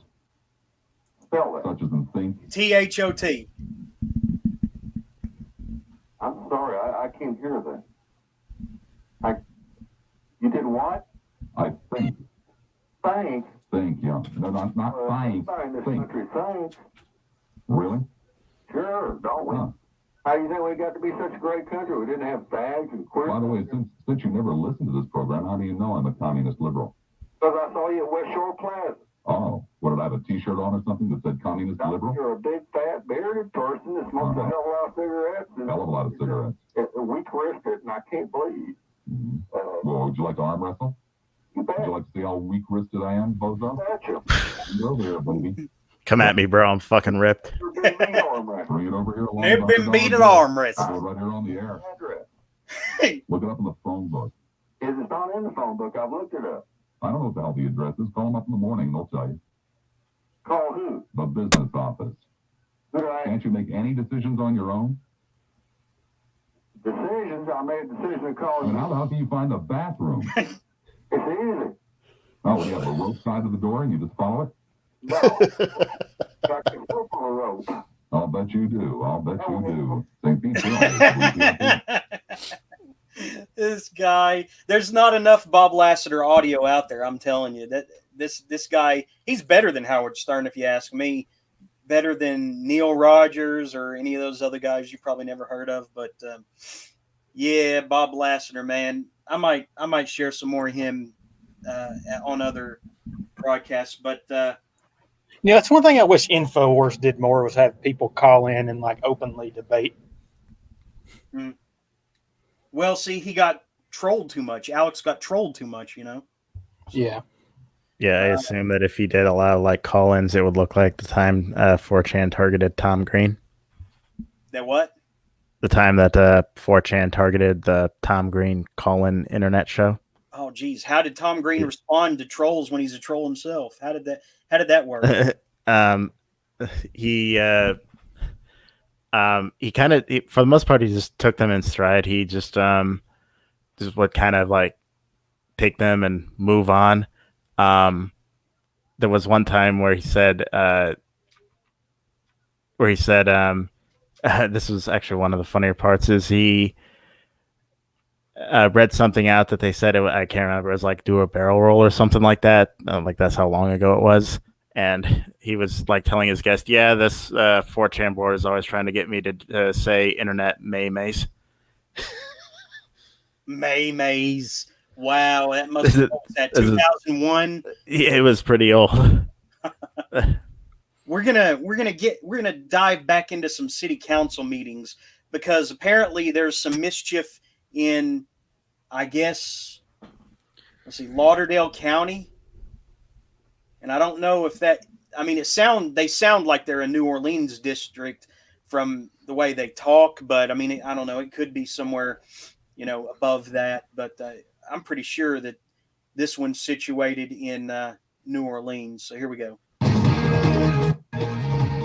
Is that a good volume? Too loud? Yeah. Not enough? Sounds good to me. Okay. You just a little old boy trying to do a man's job. You're not qualified to be sheriff of Lauderdale County. Supervisor fight a major blow-up in this morning's meeting of the Lauderdale County Supervisors between one supervisor and members of the sheriff's That's definitely New Orleans. I'm John Johnson. Lindsay is off tonight. We're going to begin this evening with a nasty personal fight that happened in the middle of a Lauderdale County Supervisors meeting today between District 5 Supervisor Ray Boswell and Sheriff Billy Solly, along with Chief Deputy Ward Calhoun. It all started over a proposed switch in cell phone service, but it quickly moved from business and turned personal. Wade Phillips has more now in tonight's top story.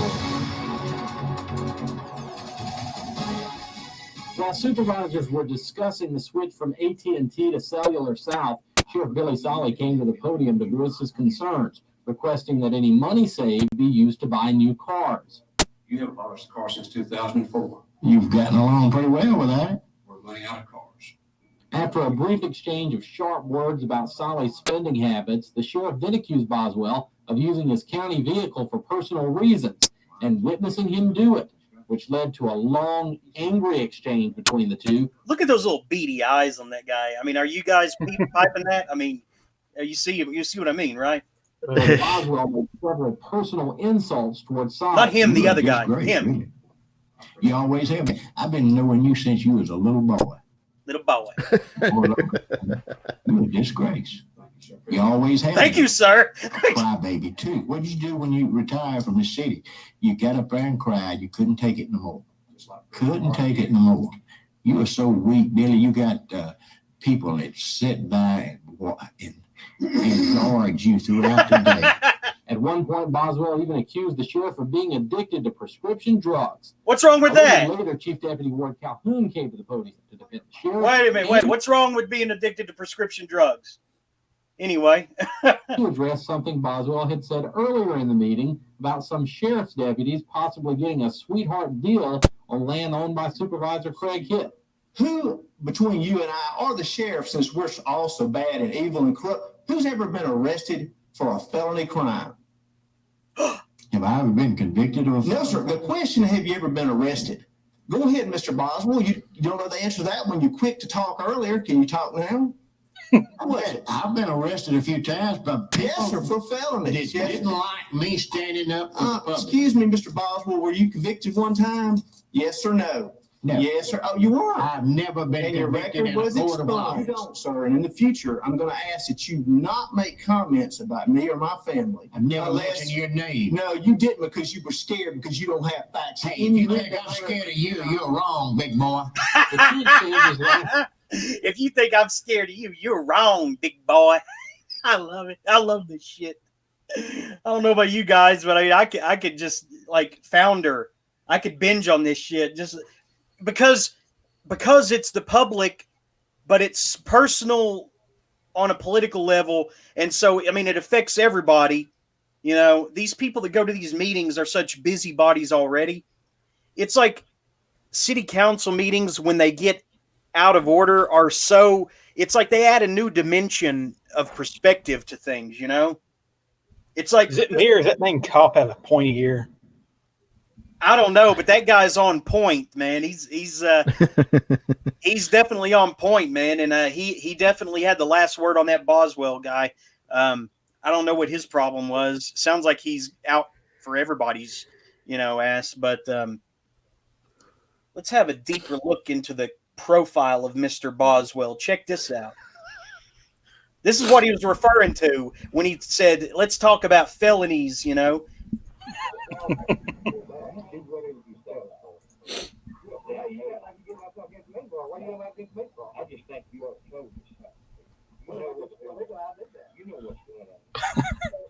The subtitles. I can't hear what's going. What, a meatball? What? Yeah. Okay. The subtitles don't do it justice. They're getting it wrong. So.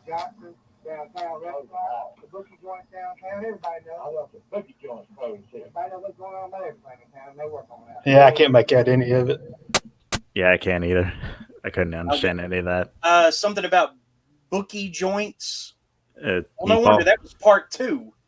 Let's see. We need to go to part 1. Okay. This will tell the story. Drunk and using racial slurs. Here we go. Tell us about it, Ray. AKA a typical Friday night.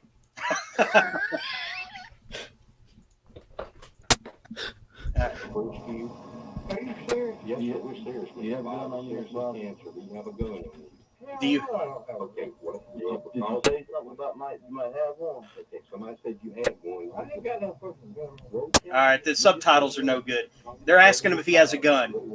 I'll close this motherfucker up. I'm gonna close this son of a bitch tomorrow. I'm going to close this son of a bitch tomorrow, he said. Referring to a bar or something, I guess. I heard homophobia, son.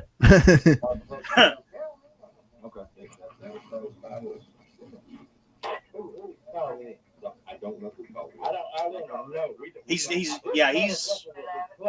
this is what the guy was referring to. He got arrested for being drunk and disorderly, I think. I promise you, this son of a bitch will be closed. This son of a bitch will be closed. This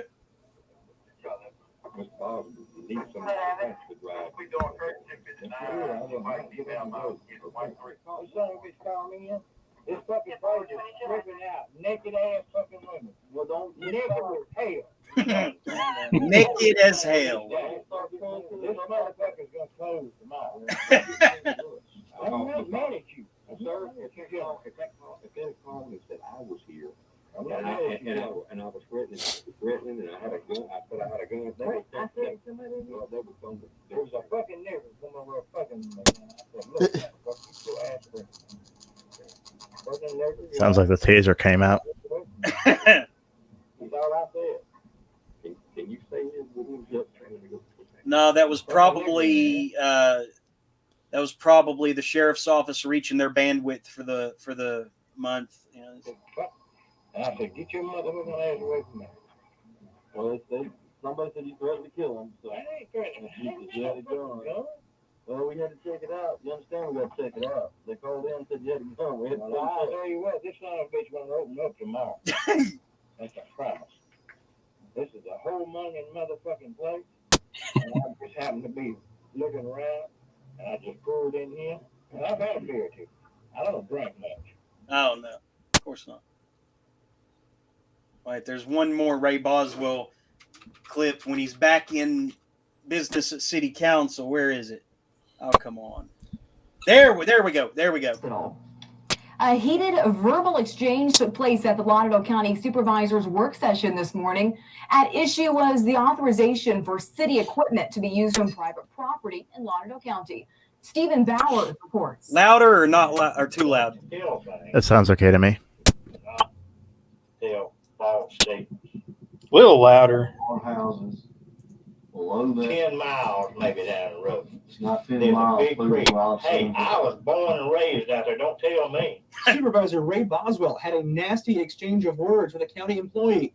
Boswell focused his attention on Lima director David Sharp and at times other members of the board. I ain't through with him yet. Oh, Mr. Boswell, everything. Great. Now listen to me. No, you listen. You think you have more authority than anybody else, but you don't. The issue that started this argument was caused by the emergency actions taken to protect an overflowing pond back on March 9th. The pond was located on Meridian CAO Mark McDonald's land off of Highway 19 South. Sharp authorized the use of the City of Meridian's water pumps as a means to remove some of the floodwaters. District 3 Supervisor Craig Hitt attempted to defend Sharp's actions, saying he followed guidelines, but Boswell felt the pond may have been pumped for political reasons. Was that lake pumped just because it was the CAO of the city of Meridian? Had nothing to do with that, sir. That's the only one you pumped? Sharp says he chose to pump that pond because of the damage floodwaters could have done to areas nearby. The M&B Railroad line, in my opinion, would have been in danger of being damaged. Russell Camp Road, Rob Sims Road, and the auction trailers on Rob Sims Road that may or may not have been in danger. Sharp says the bottom line is he followed emergency management guidelines and stands by his decision to pump the pond in order to protect roads downstream. In Meridian, Stephen Bowers, News Center 11. Oh yeah, check out this bitch. Picking on this poor old man. You either give me the wrong answer or you have to ask Jackie.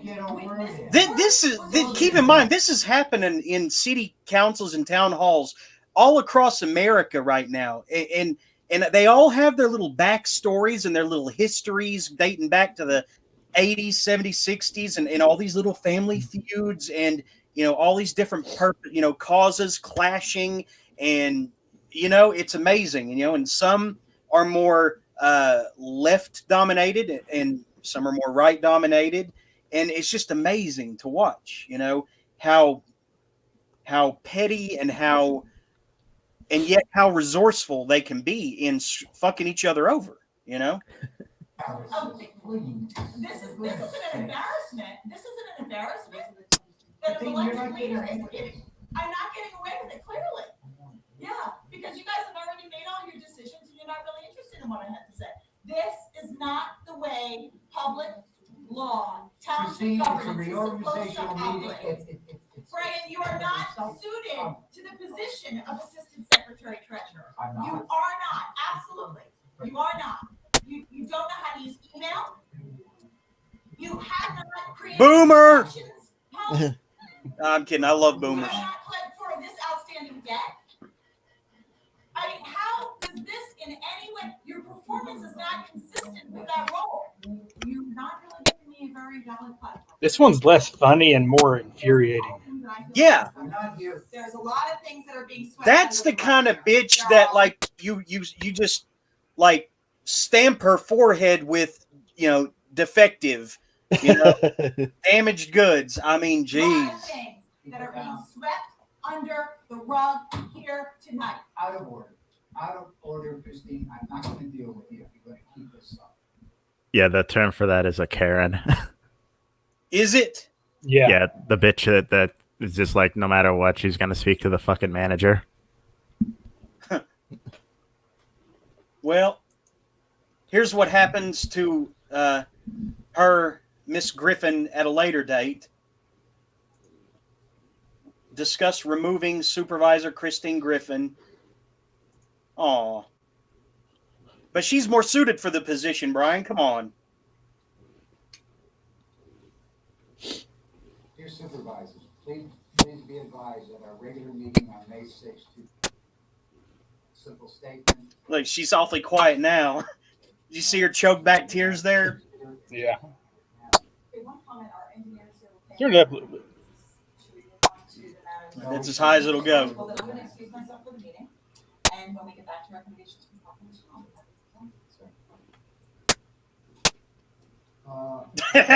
That face says it all. Having already prejudged the situation to the extent that you ask Mr. Commissioner to not only stand down as a member of the planning commission, but to stand down as a member of the Works Commission. We need you guys to stand together. Yeah. We need you guys to stand together. And what do you mean by stand together, Mark? You're not standing together. No, we're not. We're disagreeing. This township is in dysfunction. It is. What does that guy on the left look like to you? Because the dang son to the guy on the right. To me, he looks like he should model on the for the front cover of a Richard Brautigan paperback. That's a really obscure one, but I mean, it occurred to me that he would be the perfect, model for the cover of In Watermelon Sugar, 2020 edition or something. I had to read that. It's a great one. We need you, Vince, to stand together. Well, I think it would be certainly preferable if we were to agree. It's always preferable if you agree. Look at that twitch that guy has. We should stand together simply for the sake of presenting. It's the freaking reptilian twitch. It's all bickering about things that it's just continuing bickering and the township cannot function. No, I am actually making a suggestion, which I think would work out. Okay. Basically, she does resign, so. I think that will. Have you seen anything else with that woman, or is that the only two? Those are the only two. I'm trying to find. That's a slightly local one there. Yeah, that's what I'm looking for because Doug Fleener. I don't know if you heard about him, but he caused a lot of drama when he was on the Bristol, Virginia City Council, right? No, I don't know anything about that.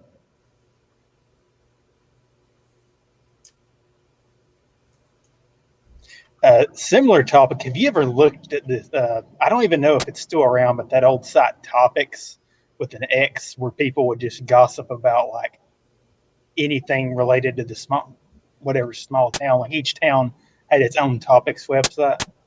You know what I'm talking about? Sort of. Yeah, I've seen some funny things on there. Member of Bristol, Virginia City Council believes an effort is underway to remove him from his seat.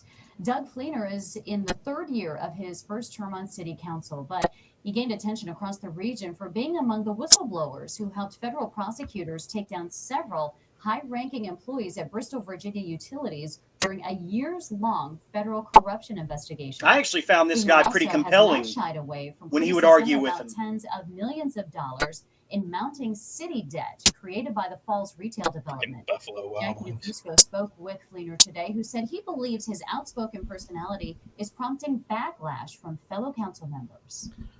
Outspoken personality usually just means asshole. For the reason why council members are trying to remove Fleener from office, but that Asshole doesn't know when to shut his mouth. yet. Today, Doug Fleener admitting there was bad blood. It was a chill meeting. You can tell when you're not wanted. After his fellow city council members took the first steps towards ousting him from his seat 1 year before the end of his first elected term, admitting he's not perfect. But I try to vote my conscience. And when I felt something was out of whack, I guess I get a little emotional. The most recent example coming 2 weeks ago when Fleener raised questions about a pay raise for the city's chief financial officer. Is public information. It is not private. No one ever said it. You just said, sir, I want the information. I want the information. You calm down in these chambers. Now he says he's accused of malfeasance, neglect of duties, And there's a couple things I think I just don't want to talk about. and he doesn't have to talk about it, according to city manager Randall Eads. A city charter requires the council to provide a notice, clearly outlining their intention and grounds for removal. That same charter allows fired public officials to challenge allegations against them privately, away from the critical eye of voters who elected them. If you're elected at any level, you need to care about the people Not your paycheck, not yourself, not your business, not power. And Fleener told me today that it was, quote, unlikely that he would challenge any decision by the I council. like the look on her face right before it cut back to her. Virginia's Let's see. She was looking at it like, well, what a crybaby. But I actually like that guy's arguments. You know, when here's the one of him getting a bit more aggressive. He had 30-some million in debt because BVU took. Let me. No, you listen. He's getting, yeah. We're here to talk about Oh, had too much scotch. You're sitting here making all these. We don't have any room to lose. Look at the size of that gavel. Money to move forward with, sir. No. Don't you ever bang that gavel on me again. Fuck you. Shove this gavel up your ass. That thing is huge. Looks like Thor's hammer. Listen, I gotta see that again. That's. Don't you ever bang that gavel on me again. Fuck off. Look at that. He wielded that thing like Mjolnir, like in the hands of Thor just then. Did you see that? The force.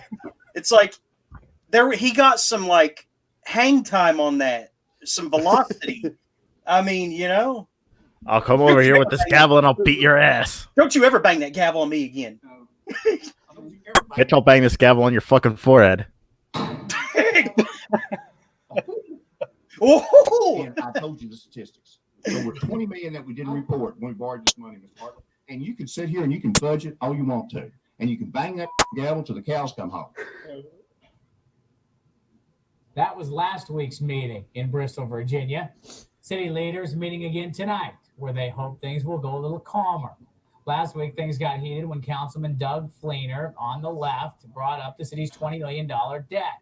He says it's caused by retiree pensions, but Fleener was cut off by the mayor for going off topic.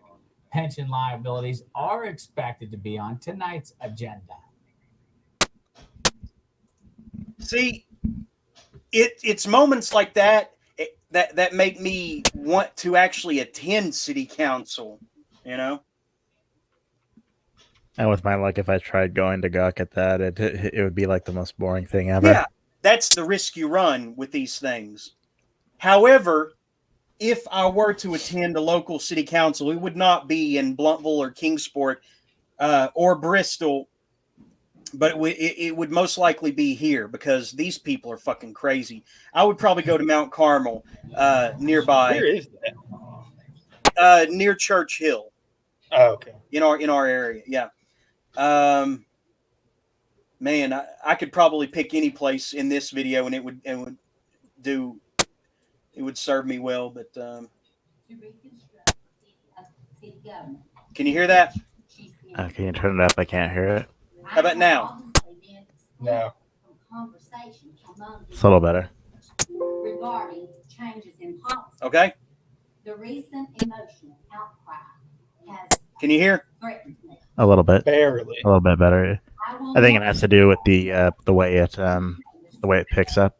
Yeah. Nor will I continue to advocate for this board when they have obviously been decisions made to which I was not a part of. Now, this is a board member, mind you. I have been lied to, and my trust has been betrayed. There were people that have clued me in on nothing really going on, but they choose not to. They can clue her in what's going on. For all the above reasons, I cannot remain a member of the Mount Carmel Board. This saddens me, and for our county, myself, and this saddens me that somebody cannot trust another person. That's sad. And I thought mine. In the meeting of 11/22/16, the board appointed Diane, and Chris yourself said that she was appointed this auditor position because she got the most votes. That satisfies us. Now you have a man that you've already picked out to take the place of Diane without even bringing it before anybody. Diane right there had the next votes. And so if you're going by your rules that you set, right there is supposed to be the next item. And you know, you did it this week when y'all discussed it. You gotta have discussed it somewhere.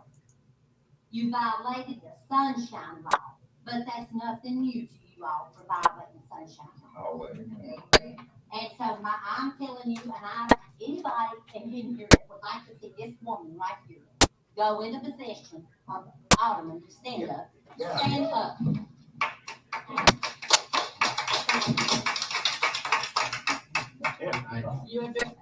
The people have voted. Do you have any other comments? I'm not done. I'm sorry. The people have voted for her. So. Do I have any other comments? I'm Rhonda Booker. I live at 16 South Sherwood Circle. If any of y'all been here long enough to watch any of these meetings, there's inner workings. There's no protocol. There's nobody to answer to. What you all don't understand, you work for us. You work for us. We elected you. But somewhere in another fair, it doesn't matter. You've got somebody over here that wants to work hard, but you want to get rid of it. Can you explain to anybody that wants to vote for you and why? Do we have any explanation?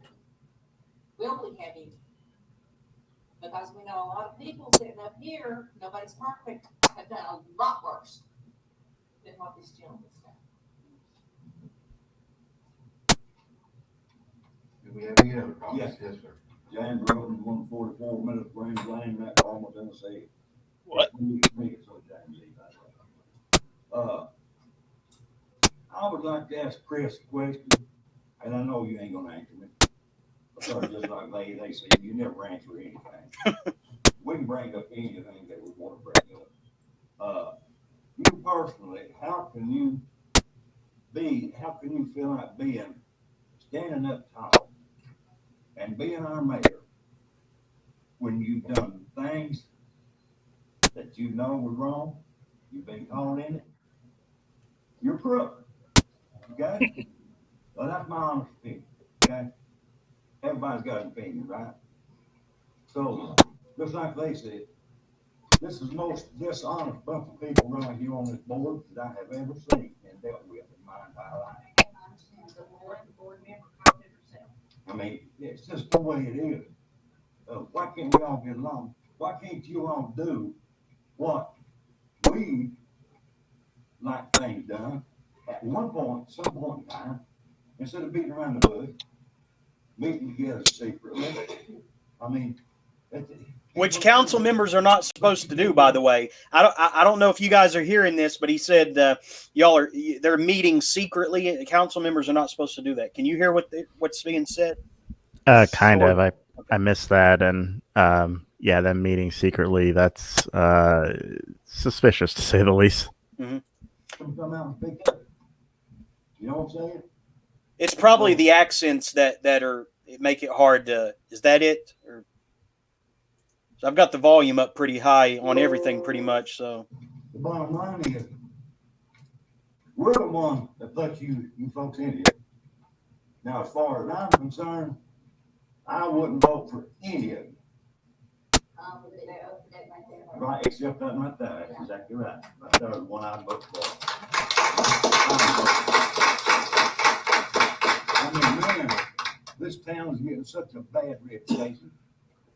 People won't even talk to you about moving into Oklahoma now. So why be so crooked and not work for us instead of against us and doing things behind people's back? You know it, Chris, as well as I do. When you gonna have to go to court in Tennessee on county embezzlement in West Virginia? Are you gonna be our mayor until then, or embezzling? Jailed, or whatever. Mayor's going to court for embezzlement, huh? No, how much longer are you gonna be mayor? Okay. I reckon my case.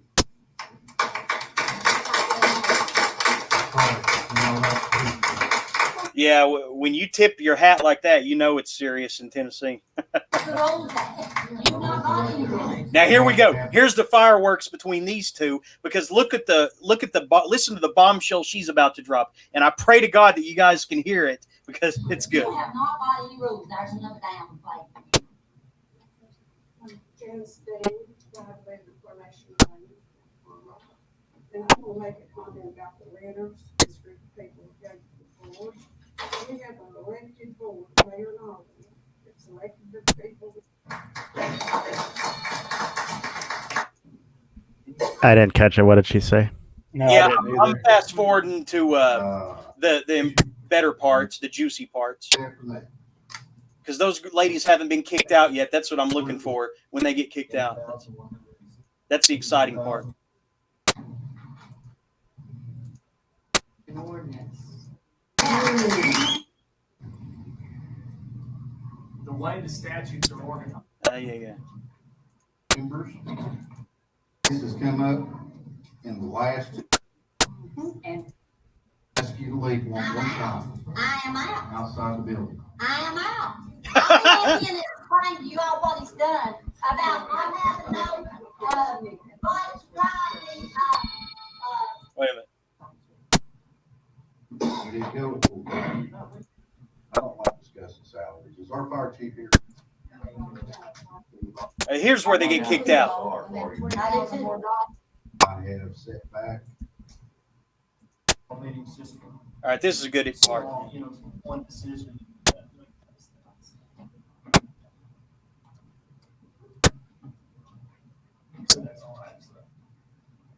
Is there any further discussion?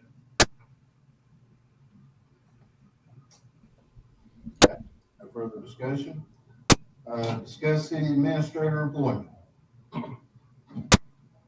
You know, I have sat up here, I have listened to comments about how this board communicates. You can hear him, right? Yeah. Kind of, yeah.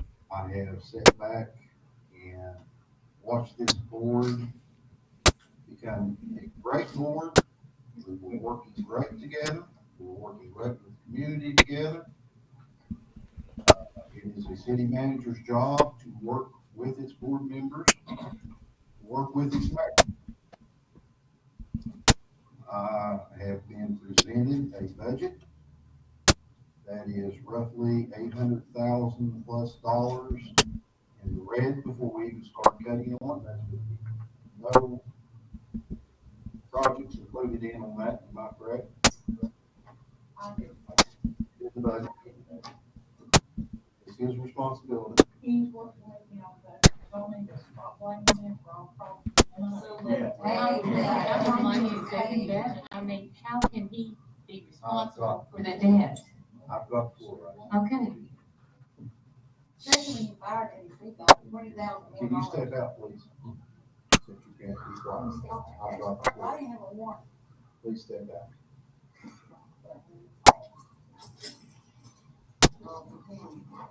I guess I'm gonna step out too.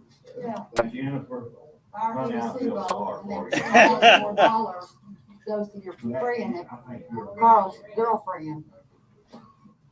Good job, 1,000, it goes on. All right, like I said, we've got a lot of cutting to do. I'm not sure that this town is ready for a city administrator. If you're gonna speak, just go ahead and step out. I love it. There's the fireworks. They're coming. Grandmother, not ready for a city administrator. How there? You don't even have an arm. You're a disgrace. A disgrace. Video's going on Facebook. This video's going on Facebook, you know. This has come up in the last two meetings. I'm not happy with the city administrator we have right now. And I am making a motion that we eliminate Michael Houseright as our city administrator. And do I have a second? I think we need to have some more discussion about this. If we get a second. If we have a second, we'll have more discussion. Okay, I'll make this, I'll make the second motion to open it up for discussion. I've got a second. Okay. Okay, one. God, like to say is, I don't know, it's still cheaper than what we were budgeting last year for full-time too. We didn't go with full-time. This is a part-time situation. And right now, we have to live within our means. In order for this town to keep operating, we cannot keep adding on additional expenses. Well, why pay $20,000 more on animal control than when you have one You are out of full-time? order, please step out. I will. Can't do it, can you, honey? You're low down. Remember who my son is. You remember who my son is? And he's got drugs Step from you. out, please.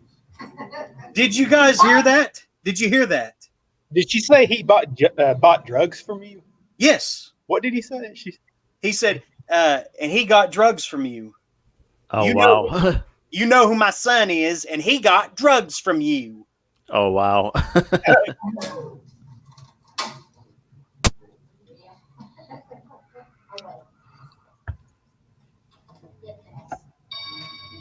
Look how he just lets it flow off his back. I'll ask you to leave one more time. I'll be back in and explain to you all what he's done about not having no rights, Like people are, they're just getting coffee and don't care. Sure, fuck that. I want caffeine, man. Caffeine is an appropriate response to a situation like that. Well, yeah, I mean, it's like it's almost like grabbing for popcorn or something, I guess, in this situation, right? I think Mount Carmel's in my future. Yeah. I mean, I hear that the council meetings there are often like that, and since they already ousted our resident Loki, in Doug Fleener, maybe we ought to pay a visit to that Mount Carmel City Council and have. Yeah, I would like to see if there's anything crazy in the Newport City Council. Now that's where I could see it getting pretty heated. Newport, where? In Cott County. In Tennessee? Yeah, that's the town I grew up in. Well, let's see. Something tells me. Why are they pretty backward there? Yeah. Let's see. I mean, I don't know specific people, but the town. That's too loud, right? No, it's good. It stopped. I can tell in a few minutes. I can tell in just a few clicks if it's going to be worth watching or not. Second. Okay, you have a book? They are down. I don't know. They sound pretty subdued to me, man. There are Davidson Wild.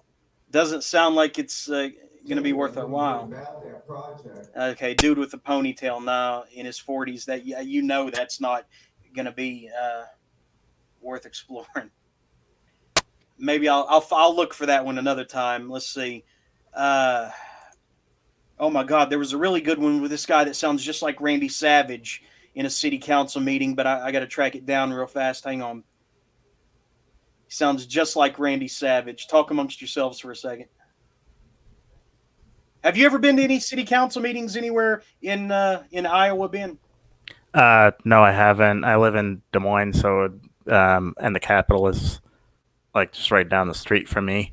But I've never gone to any meetings there, though. It might be interesting. We have that idiot Steve King. Now, what's Steve King's story? He's Would I have seen him somewhere? Or? no, he's he said some pretty stupid things. To give you an idea, he's the kind of guy who at his desk keeps a Confederate flag. So you're a representative for fucking Iowa, you idiot. Which has no history of such a symbol, right? Right.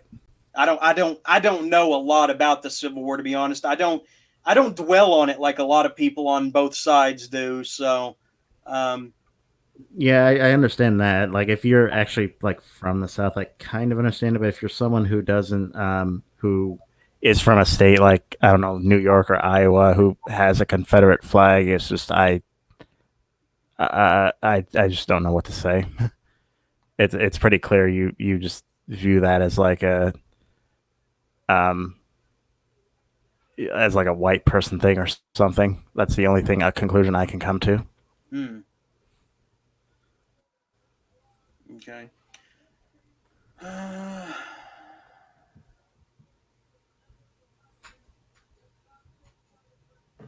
Maybe it's in Brighton. This is a good one. St. Pete in Florida, I think. I'm not seeing any like movement on the screen. It's still stuck on like a frame. How about Okay. that? Yeah, it's better. Can you hear that? Too big to fail. I can hear that okay. Hey, boss, too big to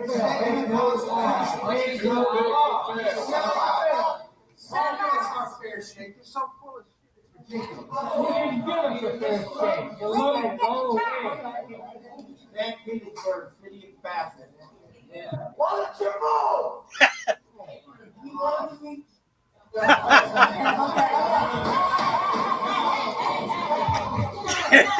Oh God.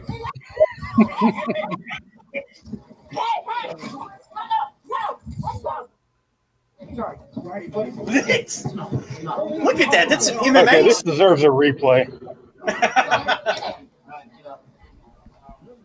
He has a bad shoulder. He has a bad shoulder.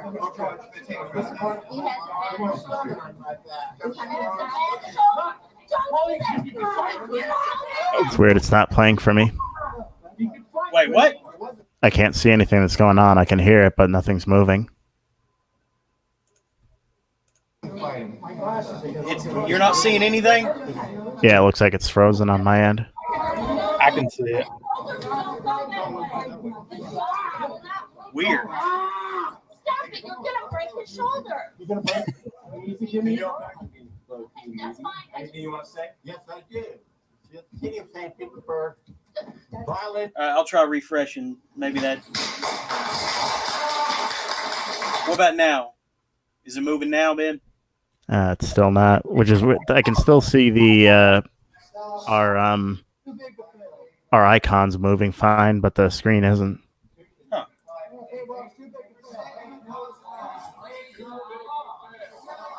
Wait, are you looking on the actual StreamYard? Yeah, Because it's moving for me. it's weird. It's not moving for me.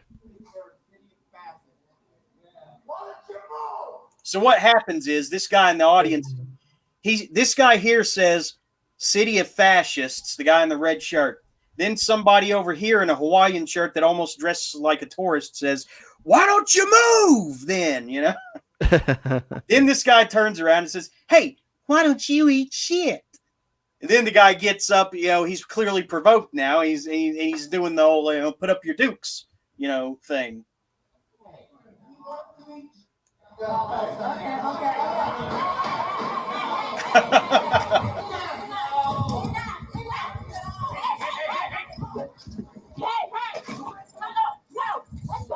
Okay.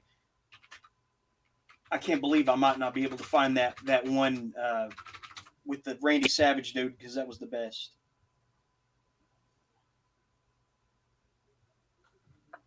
Is it moving? What? Is it moving now, by the way, Ben? October 2nd. No, it's still not working for me. I don't know what's going on. What the fuck, man? Yeah, that's horrible. What were you going to say, Zach? What initially led you down this rabbit hole of City Hall things? Yeah, I think I was just looking for arguments online, and then I found this whole little world of city council fights. I found it over and over. It's like one video led to another, and I just went with it. And you know how I am with rabbit holes. I hate it when people. I used to have all these people that told me, like in one day I had a bunch of people tell me not to go too far down a rabbit hole of this or that. Well, fuck you. I like rabbit holes. I mean that just means that you're passionate about something, and it keeps you sane. These people who say this, are the same people who say that there's nothing suspicious about the the official story of JFK. I mean, these are people that'll. Yeah, it's really strange to me. Like, that'd probably be a bigger topic, like just conspiracy deniers. But I've never understood why people get that mindset that if you're denying something weird is going on, that you're like smarter. I just don't understand it. Mm-hmm. And it led me from one video to another, and I saw, well, there's it seems like there's corruption in every city. I mean, my God, and then I started, widening my search. Okay, well, clearly there's a few councils that are nasty around here. And I'll try Connecticut, Maine, Utah, Colorado, and I found at least one example in every single one. Sure enough. It doesn't surprise me, and on some level, they have more incentive to act that way because, like, who pays attention to city council meetings? Right. Yeah. Because obviously, if a fight broke out in, I don't know, the Senate in Washington D.C., everyone would know about that. But if one breaks out, I don't know, in Fort Dodge, Iowa, nobody's going to notice. Yeah. I'm getting closer to finding that one I was looking for. I know I'm in the right area. You notice that this stuff doesn't happen at the higher level. Like it's not as out of control, which is strange. Yeah, the few times it does happen, it becomes national news, so people have an incentive not to act that way. Yeah, although they have they have gotten pretty ridiculous, in the last few years, and honestly, I think that they were insane before Trump. They were getting insane before Trump. We're talking about people who want to uproot the entire way of life and the entire understanding of baseline sexuality, and I'm not okay with that. It's one thing you want to tell yourself that these things, gender relations are one way, but when you start telling me that I have to agree with you on that, and veer away from how I've been raised, it's not happening. Yeah, I'm with you on that. And I mean, I think that it stems from this Common Core, where they want everybody to be teaching the same style across the board, right? What do you know about Common Core? Either of them. I don't know much about it. I tried to look into it, but I couldn't really find much information on some level. Like the mathematics thing seemed to be almost a variation of the whole new math idea, which was kind of ridiculous. I don't know if you've heard the Tom Lehrer song on that. What is new math? It's supposedly the idea of new math is that you understand the process of what you're doing rather than getting the right answer. Wait, what now? It's kind of hard to explain. If you look at the Tom Lehrer song "New Math," he does a problem of it and in song form and just makes fun of it.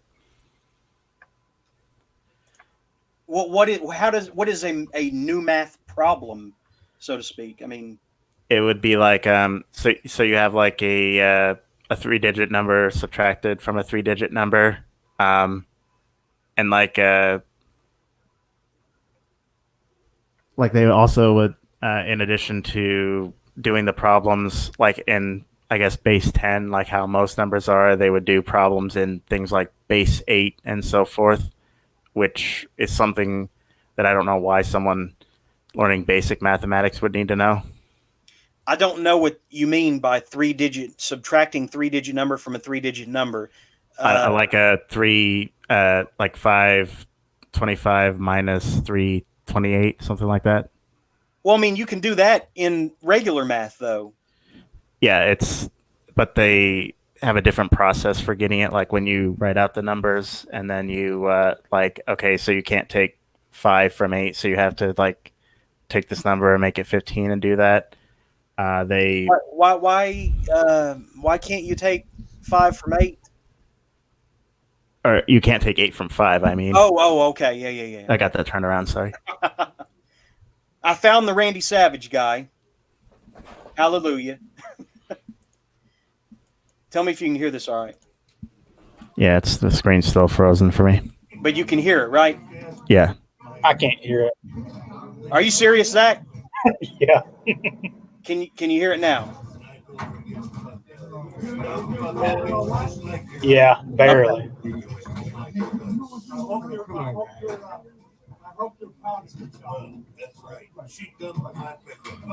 She come to my pickup truck. Why don't you do yourself a favor? Hey, I ain't worried about you and I ain't worried about nobody else here. I'm not worried about nobody here because I can very well take care of myself. Well, keep it I ain't up. worried about you. You think you're bad enough, Mr. Patello, you'll give it hell. Because I won't take your shit, Patello. I don't care. Patello's an asshole. And he is. He's an asshole.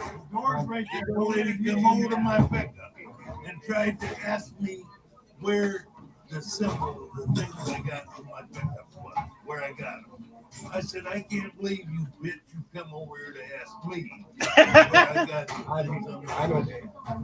Come on. And I told her to get the hell out. Come over to me. I didn't go to you, bitch. Not here, guys. Come on. Tell me you're hearing this. Yeah. It's freaking awesome. Came over to my pickup truck. I didn't go to her. I'm not worried about you. I can pretty well take care of myself, and you're a bitch.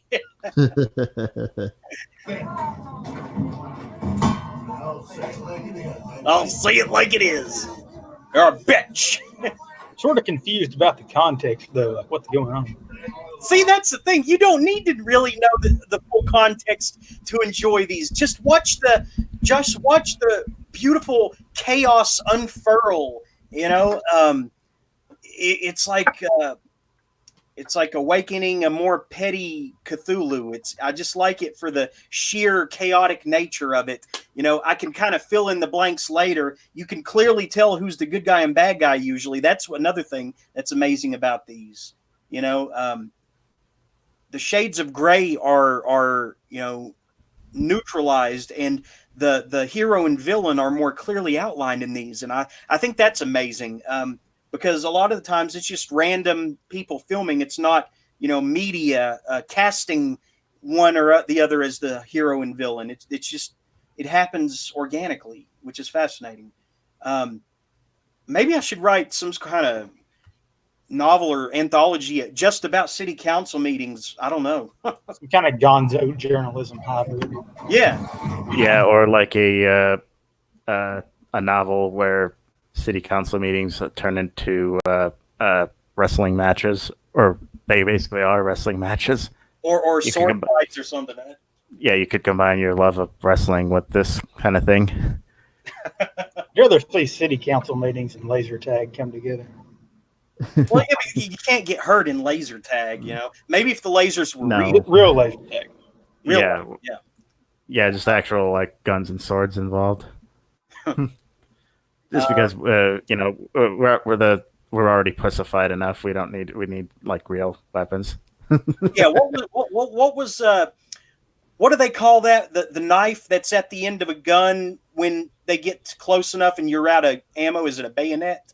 Bayonet, yeah. Yeah, laser tag guns with bayonets on them too. Yeah. Yeah, make sure you fucking keep your distance. Yeah.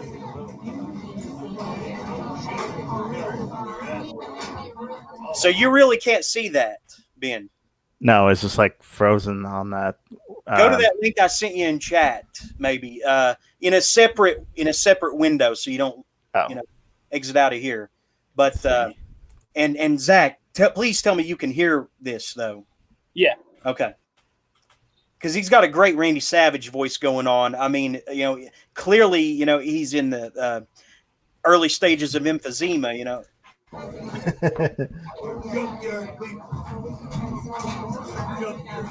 Junkyard people. I think that's what he said. Junkyard people. And look at that memeable face right there.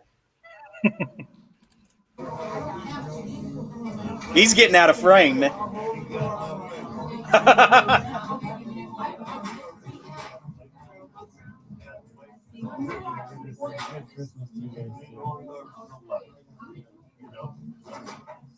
Is that dude with the beard wearing pajamas? I think he is, yeah. I guess that's where Santa spends.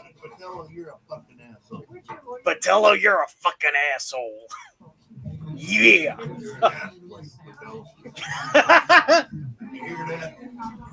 I can see it on here now. Okay. Just like your son, like you and that. Jesus. You're an What do you say? You hear that, Patello? You're an asswipe, just like your son is. Sniff into this, Slim Jim.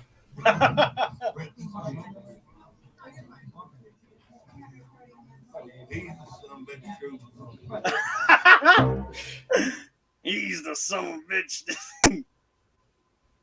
Agenda B20. Excuse me. Prior to going forward, since we've made it a possibility for speak, I'd like to speak. Because we've had. We're not going to follow the agenda. What I would like to make a statement. We can do it. The members of the board, if I'd you'd like to say- Member De La Cerda, just a moment, please. If you'd like to make a statement, you're welcome to do it during board superintendent communications, but we're going to follow the agenda. I would like to apologize. Member De La Cerda. I would like to make a statement regarding the last speakers. That's fine. We've allowed this in the past. Member De La Cerda. We allowed, Member De La we've Cerda. allowed this in the You're out of past. order, Member De La Cerda. We're going to go to item B20. Legal counsel. Approve I'd budget. like to make a comment. Member Davis. I'd like to make a comment. We're going to follow the agenda tonight of agenda item B20. Approve the budget revision number 1 for fiscal year 2017, 2018. Presentation by Superintendent Deputy Nelson, can we have some legal counsel at this Superintendent time? Quinto. Ms. Quinto, please come to the podium. Ms. Quinto, respectfully, can you? Member De La Cerda, you are not in charge of this meeting, Ms. but thank Quinto, you very much. Respectfully. Ms. Quinto has to come to the podium now. She's been called on by the president. Thank you, Ms. I'd like to Quinto. make a comment. You're more than welcome to make a comment. I'd like to make a comment for our community at this time. Member I want to Member thank everyone that Davis. came today, Member and I would Davis. like to Member apologize. Davis. I would like to apologize. I would like to apologize if they Davis. feel marginalized and offended Davis. by Member recent Davis. publicized Member remarks. Davis. I Order, guarantee please. you that Member everybody, Davis. I will work to Member make the students Davis. feel. We're not Member done Davis. season. Member Davis. Jesus. Ms. Quinto, please come to the podium. Thank you. We're going to do Community for B20. coming tonight. I appreciate listening to you. Thank you. Member. You are not recognized, Member Davis. Deputy Superintendent Quinto, go ahead. Ms. Quinto, may I speak to you? Out of order. No, we're going to follow the order. Thank you, though. Ms. Quinto, may I speak to you? Member De La Cerda, you're out of order. Member Quinto. I would like to, Ms. Quinto, I would like to. We're going to have order in apologize. this meeting. We're going to have order. Clearly Member De La deeply Cerda in this offended meeting. by the Member comments De that La were Cerda, made. I would like stop the meeting if you'd community like. to know I can stop the meeting that if you'd this like, and is we can come not back once the you. view of the You're board. more than welcome This to is come not the back. view of those individuals. Member De La So Cerda, I'd like we're to not going to do deeply this right now. apologize to those members. Member that De were- La Cerda, thank you. I think I'm the only one on this Member board De La that is Cerda, taught. we have a rule, Human Robert's sexual- rule of order, and we're not going to do this right now, but you're welcome to have Respectfully, Mr. comments at the Ashton, board and superintendent we, comment. But Look, we're he's not giving up. We have done enough over the Thank you. past to just Member Quinto, step on please. Robert's rules. Member Quinto. You have done plenty to I'm pretty sure her time it would be up by now. step on Robert's rules, Member, Mr. Asjian. Ms. Quinto will now. You rarely follow Robert's rules. Okay, folks. Mary Beth. Okay, folks, just a reminder, we represent children in this effort. Thank you. Yeah, no shit, right? Agenda, every I person. get it. I totally get that. Are you guys still here? Or did you abandon me? No, I can't hear it. I'm just taking this in. Appreciate you coming. I appreciate you coming to speak on behalf of the community to make certain that all voices are heard, and I'm very thankful for that. But I do not want to model for our community the sense of reality that we're experiencing right now. We have to have a model. The city Dude has an annoying voice. expects us Deal. Or to whatever. carry and conduct our business in a dignified and organized manner. I deeply appreciate you being here to speak on behalf of the community. But we can't have our meetings devolve into something that they ought not be. Thank you. Ms. Vito, please come to the podium. I agree. We're going to do item. He's not giving up. We have board Mr. superintendent. President, Yes. would it be appropriate at this point in time to take a break or adjourn the meeting for a moment, take a break so that we can Yes. we can We'll get take back in a order? 10-minute break and come back and have, we'll start the meeting back at 7:15. Well, I'd like to speak to the press.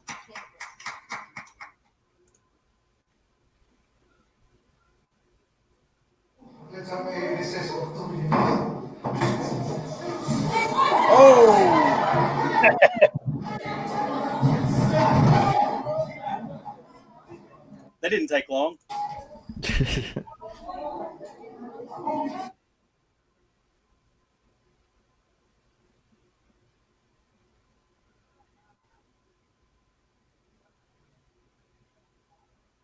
Nobody should have ever extended their own term limit from the get-go. And then you have Enough's enough. Give the people their right back to 8 years. Great, well, you're here now, so do it. I'm not voting on term limits. That's why.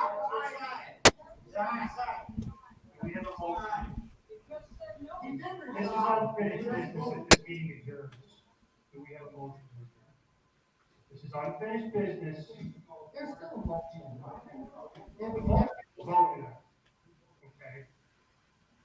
It's 4-3. If you move on to this vote, and we finish this meeting, if we move on to the vote, and if you vote on this, and for some crazy reason, 5 people in this room, you pass it, I'm going to be calling NICA, I'm going to be working with the Corporation Council to verify if a 4-3 vote is invalid, as the judge says.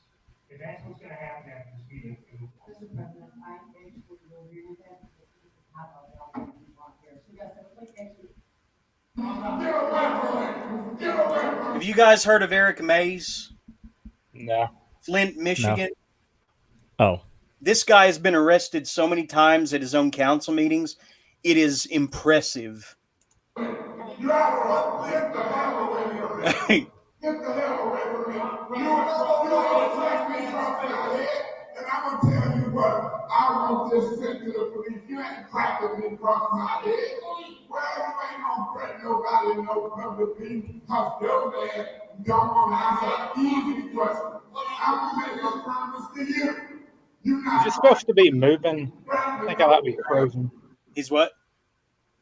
Is this one just audio or is it a video? It's video wise, not showing up for you either. No. I'm looking on the stream and it doesn't seem to be going either. I don't know what I'll do.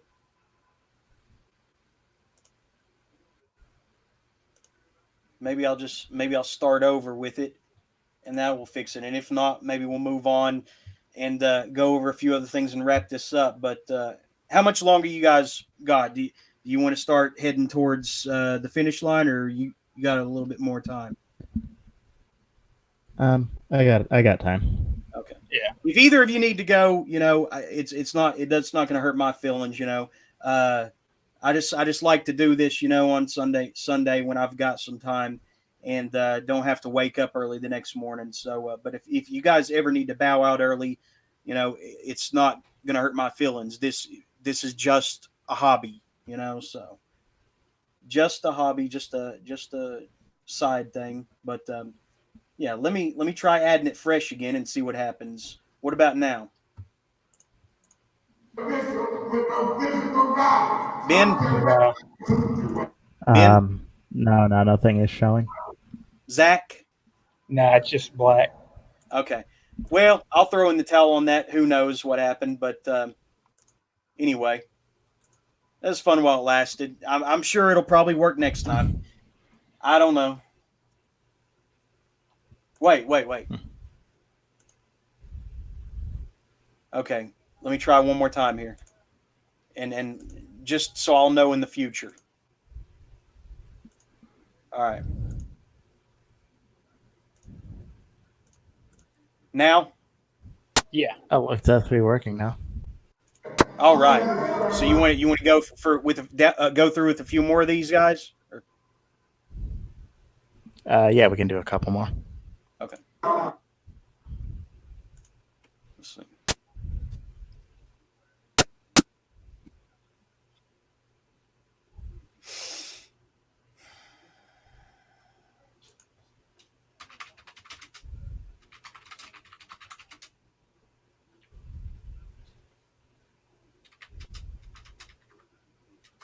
I think that's a good one.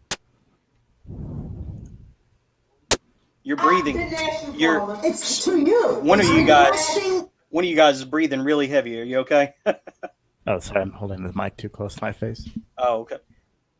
This is the most dysfunctional council I have ever seen. There are so many videos of these people throwing things at each other, making threats. Okay, I've got to ask you, what's that thing in the background? What thing? The big black circle. It's like a table. I think that's a table on its side, maybe. Okay. It's called a what, Ben? A table. Okay. Yeah, it's a table on its side, I think. This is the most dysfunctional city council I've ever seen. They throw things at each other. They've gotten each other fired. They threaten each other. They take each other's mail, and then so they don't know what the minutes are and the agenda for the next meeting is. It gets so petty, and they fire people that are in each other's lives. They get people fired that like crossing guards and this and that. It's crazy.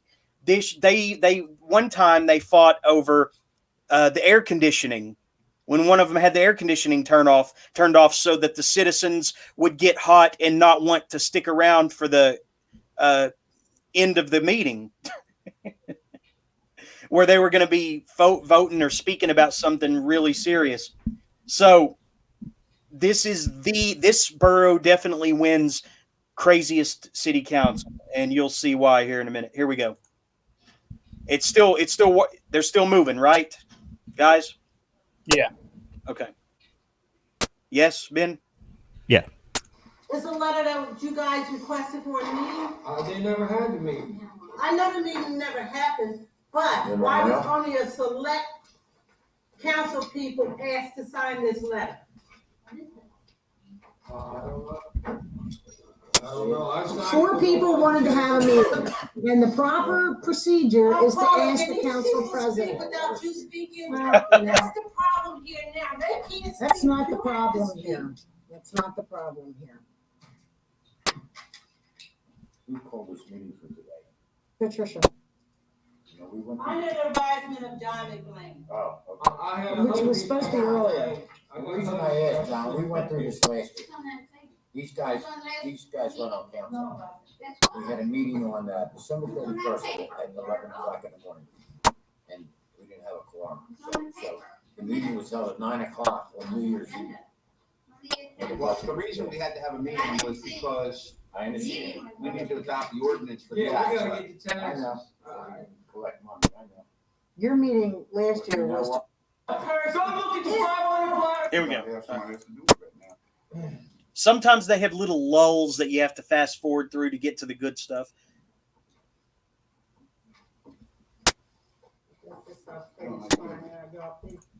Maybe we could. First off, Pat, we never needed them jobs in the first place. They were jobs. Well, we don't need this job either.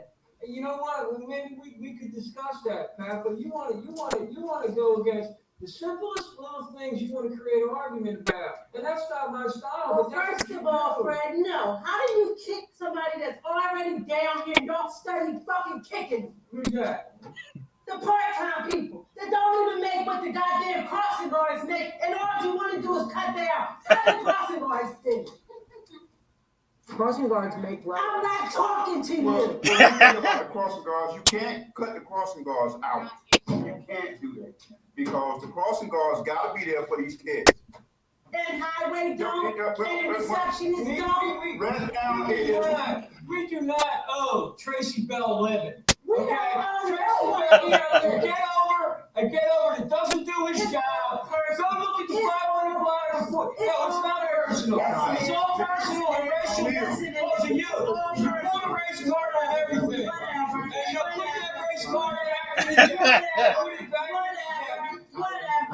Whatever. Because you guys are strong. Whatever do I want.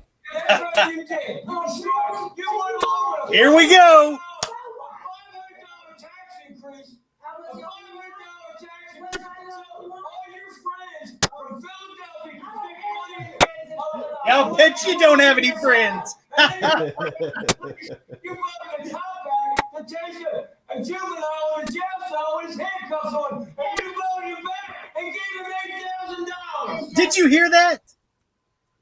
That was kind of muffled. What did he say? They wanted to keep a police officer who tased a guy in his jail cell with his handcuffs on. The guy was immobilized already, and he still tased him. Oh. He was in his cell, handcuffed, and the guy still tased him, and they wanted to keep him. That was a big point of contention on this board one time. It's still going, right? Yeah, it's still working.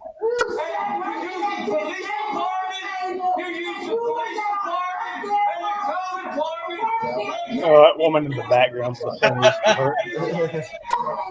shut my business down when a crooked code enforcement officer who's got $120,000 in his pocket. You use the police department.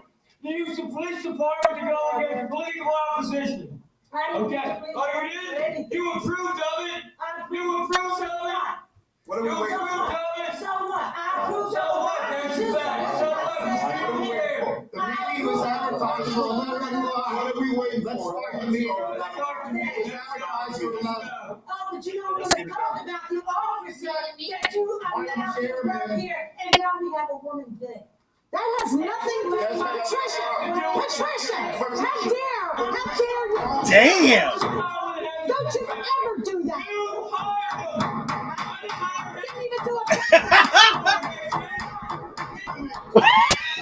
Freaking cow. Just banging like he's trying to bang the table in half. Look at there's only one person in the audience. They barely have a quorum. You can watch how she's turning her head like it's just like she's watching a sporting event. You have to have a quorum in order to have a city council meeting. A quorum is people who are there to witness these people because they're not supposed to, meet too much in public, without, people without witnesses, i.e. a quorum. That woman, that one lone lady is their quorum right now, and she's married to one of the people on the council. So yeah, that doesn't look suspicious at all. Right. Start the meeting. Come on, man. Come on. That or nobody just gives a fuck. Let's get out there. Let's get the business. The meeting isn't even started yet. To give you an idea, they're trying to argue about starting the meeting. Okay.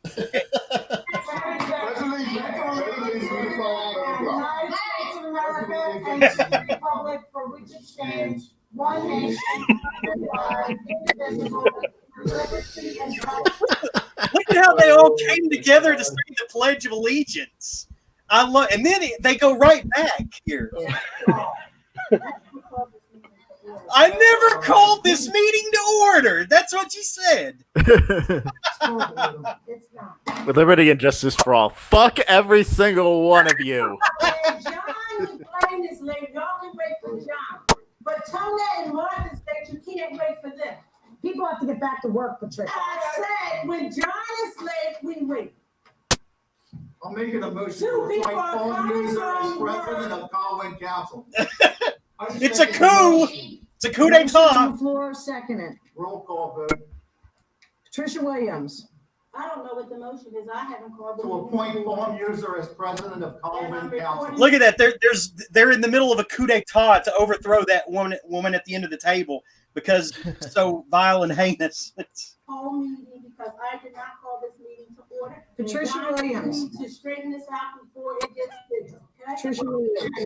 I'll tell you, it's The water. have the sole discretion on whether you're going to have a meeting or not. We are scheduled to meet at 11 o'clock. Okay. And it's 11 o'clock. It's time to meet. If a majority of the council wants to commence with the meeting, that's what the majority of the council can do. Okay, so they cannot wait for two other council people. That's what you're saying, right? Now, see, that's key because those two council people who are late are that woman's buddy. And so they're going to try to hammer it out and get this, coup of overthrowing her from the presidency, before they get there, see? The majority of the council, whether you want to start at when you want to, or whether you want to wait for any other council. The motion is on. I mean, I followed this shit like Days of Our Lives, man. I know the ins and outs of this borough. Is on the floor to appoint Paul Muser as council president. Jesse Brundage made the motion. Fred Lesher seconded. Patricia Williams, your vote? You're not voting? I didn't call this meeting to order. You're not voting? I did not call this meeting. Fred Lesher. I'm voting for Paul Muser to be president of council. So we gotta move this town Massa forward. Camara. Not back. Jesse Brundage. Yes. This is what Paul Muser. Meeting was about Yes. last night, right? 4. Did that a secret meeting? They all do it. They all do it. 1 not voting. Yeah. And like I said, they probably don't have to put much effort because most just probably don't give a fuck. Yeah.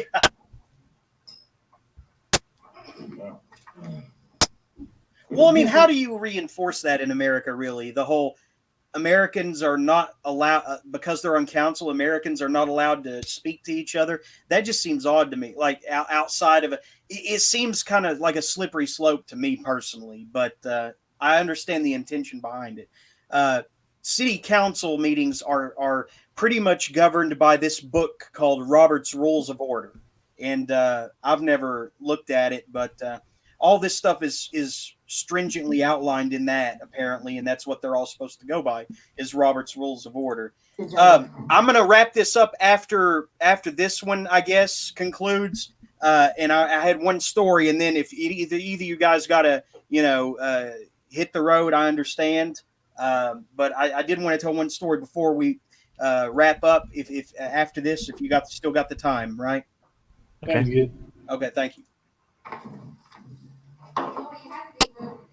I was, huh? He was. 4-0. You was voted. Four votes. What 4 votes did you get? 1, 2, 3, 4.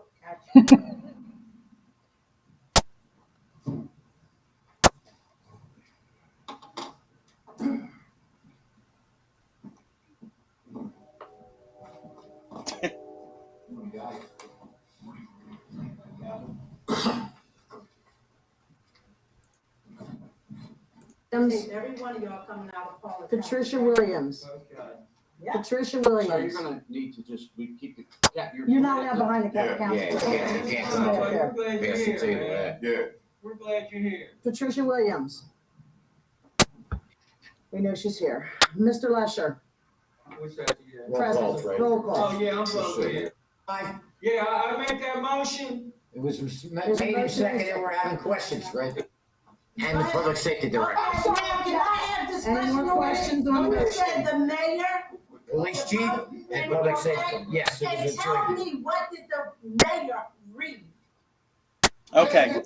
You're going to see in part 2 the 2 council members arrive and find out what happened in their absence. She took a vote for me. She's saying you took a vote for me because they didn't get to vote, which she didn't take a vote for, but she didn't. They voted without her, basically, is what she means, So you get what I'm saying? It's the guy on the other end of the table is the president now by this point. See what I'm saying? Yeah. Look at the unbridled wrath of this Tonette Prey girl. What were you going to say? What were you going to say? Nothing. Ben, what were you going to say? I didn't have anything to say. Okay. You did not vote. You get this meeting over with. Did not vote. You cannot take a vote from me. Did not vote. You cannot take a vote from me. No more questions? Understand? have questions on the motion. Ladies, I understand this. I have questions on the motion. Go Yes, ahead. the mayor was part of this interview. Tell me, what did he read on any of that application? And who did the background checks? Because Rob It was a joint committee. Lieutenant Director, Be Chief. quiet, Mr. Williams. Public safety. You be quiet or have it removed. Yes, I will. You be quiet. Public comment is over.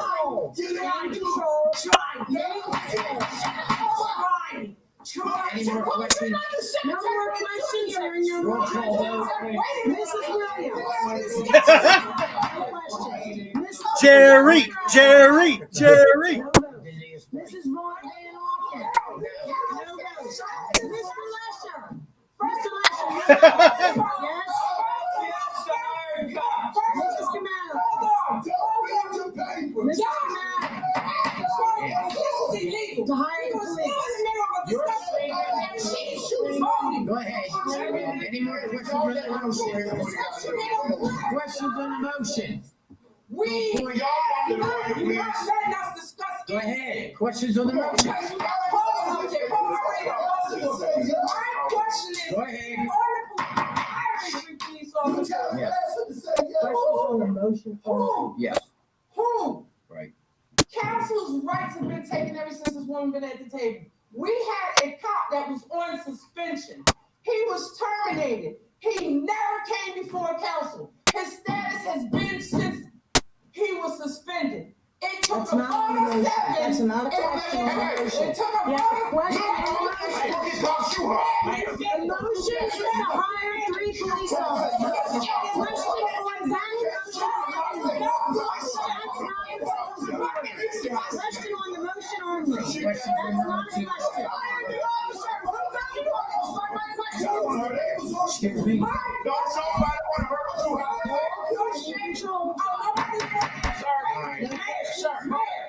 There you go. I am a council person. You got no right to me. Because you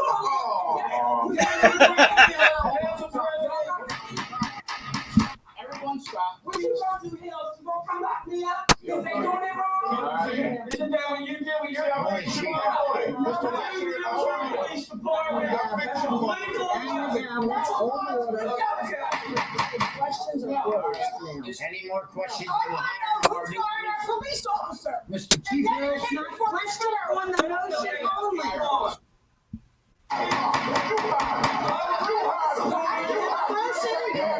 You guys. And 3 minutes later. Sorry, 2 minutes later. That gavel's not stopping shit. What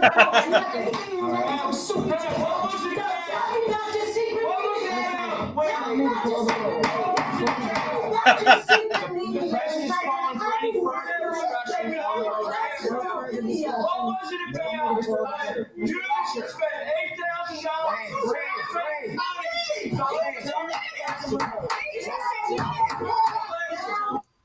2 minutes later.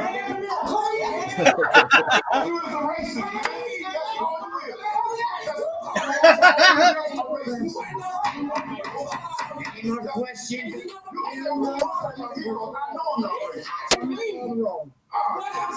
All right, the question. She just called another black man a racist. How do you explain that? Because he was a part of the quote unquote secret meeting or whatever. She called him a racist, even though he's the mayor is a black man. That's who she was talking to there. That's amazing to me. Whatever, yeah. $500 tax was your home. You have created more people to Great, go guys.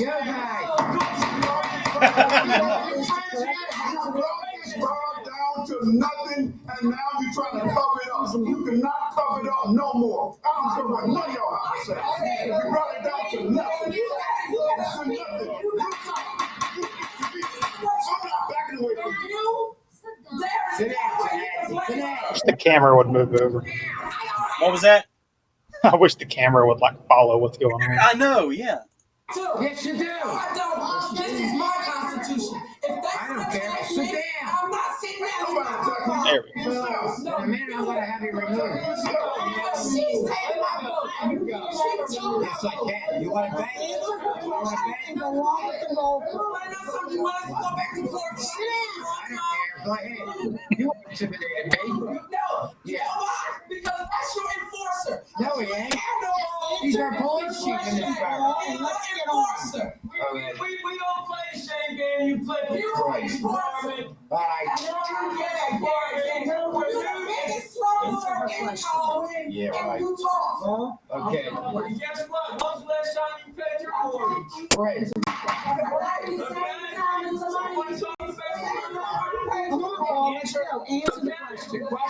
Am I the only one that finds it odd that the police officers in these meetings, like maybe in other city councils, they act promptly, but the ones in this borough, they just stand there and take it all in, even when they throw shit at each other. Okay, I don't understand that. Probably afraid to get in the mix. I would be, but I mean, they're police officers. I think it's because there's so few of them in that department because they've all been fired and you know refused promotions because of how in debt and financially strapped the Colwyn Borough is. I know, right. Let me read this to you. Go ahead, Paul. If she does not want to answer, The motion number 4, the money was used, the money we're going to use is for the former Colwyn Swim Club. Correct hazardous conditions at the former Colwyn Swim Club by filling in pools. Erect fencing to secure the property, rehab the existing basketball court. All right, any more questions on the motion? Do we have a roll call vote? Mrs. Williams. Discussion on the motion. Motion to adjourn. Motion to adjourn.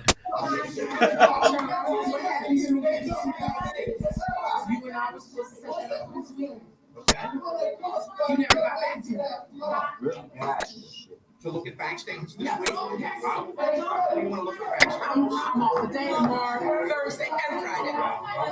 This week. 3 weeks ago, someone had it set up when I was off. All right. Want to look at it now? Let's look at them now. John, you're supposed to be protecting Colwyn. I am protecting Colwyn. You're destroying it.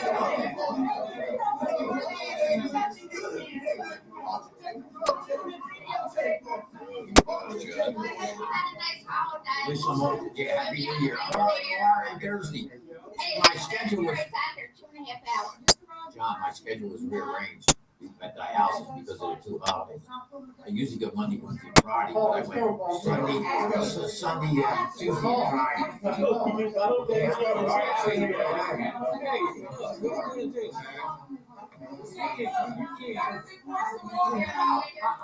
Watch that crossing guard, guys, as the video ends here. You know, it's the same attitude. If you can't work,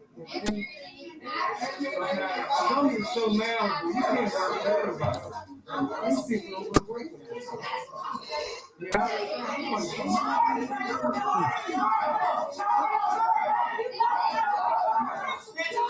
Keep watching the crossing guard.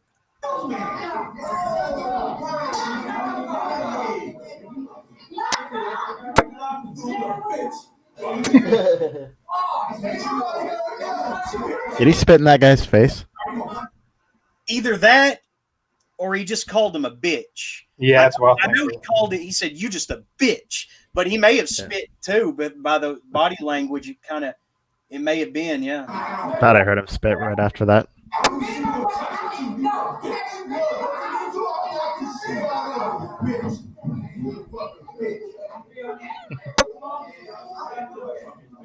So I don't know for sure, but I'm pretty sure that he was one of the jobs that guy wanted to eliminate because they mentioned a crossing guard. It said, we don't owe Tracy Bennett living or whatever. I have a feeling that was the crossing guard they were talking about, and that's why he's so heated, you know. Can't blame the guy. Now listen to what the fat guy says. I'll relay it if you don't hear it, but I see that. I see what they mean. I see goddamn thing. I'm standing right there. did you hear what he said? No. I didn't see nothing. I was sitting. I didn't see a GD thing, and I was sitting right there. In other words, hey, if you want to move on the guy, I won't say nothing. Is basically what he was getting at. All right, so I'll end it there. I thank you guys for humoring me. I did want to get something off my chest before we did wrap up, though. I actually went to a wedding 2 weeks ago. I was the best man at my friend's wedding. What? And I am a terrible choice for that, by the way. It was a nice, like, Halloween, like, autumn themed marriage. It was very low key, but it was weird because I don't know if either of you guys have ever been in a participant in a wedding ceremony, but the clothes were furnished for me. Is that normal? I'm not sure. It's not entirely unusual. Okay. Because I felt like I felt weird getting someone else to basically dress me, not literally, but, you know, provide me, furnish me with clothing. It felt weird. I did clean up well, though. I thought I kind of looked like a young Gen X Rod Serling, but that's probably just in my mind. What were you going to say? It's actually probably good etiquette to do that, because that way someone doesn't need to go out and buy a suit if they don't have one. Mm-hmm. Yeah, you're probably right. It was a great ceremony as far as, like, the scenery was great. It was like we were on this platform overlooking the valley, and at this place called Stony Creek, and it was really incredible. You know, one of the problems that goes with a view like that in late October, though, is that in the evenings it gets really cold, and so we were right there, you know, overlooking the valley, and the wind was blowing, and it was supposed to be 20 degrees that night. Somebody adjusting their mic? Oh, sorry, I'm kind of fidgeting with it. It must be making noise when I do that. Okay. Do you have a stand or? No, I don't. Oh, okay. It's an old mic condenser mic that I dug out. Oh, really? Yeah, it's nothing personal. I was just wondering. But I don't know. Tell me if I bombed it or whatever. Everything was fine. I was just, you know, hanging out with my buddy who I grew up with, waiting on the bride, so to, you know, basically, because she was the one holding up the proceedings and everything, which they tend to do, you know, I guess, because they are, you know, thinking and they want everything to be perfect, right? And finally, we get to the part where we walk down the aisle, you know, and we're on the platform of the dais or whatever you want to call it, and as they go to, you know, say their vows, and the pastor starts talking about how, you know, leaving your family and cleaving to a wife and everything. You know, it got to me, but not because I am lonely, but because I'm really not. I'm practically a monk now. I've basically sworn off, you know, dating, sexual activity, all of it. I don't think I ever actually enjoyed sex, if you can believe. Maybe I've just never had, you know, the good kind with a good partner. You know, I guess it was mediocre, the kind of sex I've had, you know.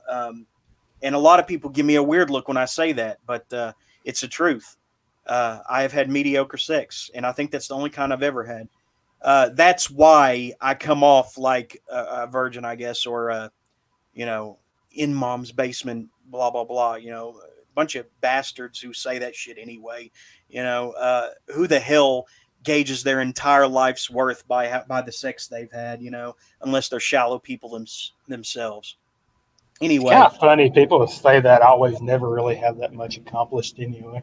right? Yeah, the ones you know what they say. The more you talk about it, the less you're aware of it. And so I've never been good at the conversing about sex, because people get into the little quirks that you pick up the more of it you've had, and I just can't go with them on it, because the whole thing seemed alien to me when it was going on, to be honest. I've never understood it, even when I've experienced it. But I don't understand the mechanics of it, how it happened, who engages what, who initiates what. It just kind of happened, by total luck, and it didn't even it didn't rock my world or change my life. But the point is, the pastor said that about, in the Bible, about how you're supposed to leave your family, your parents, and cleave to a woman, and she becomes your wife and all that.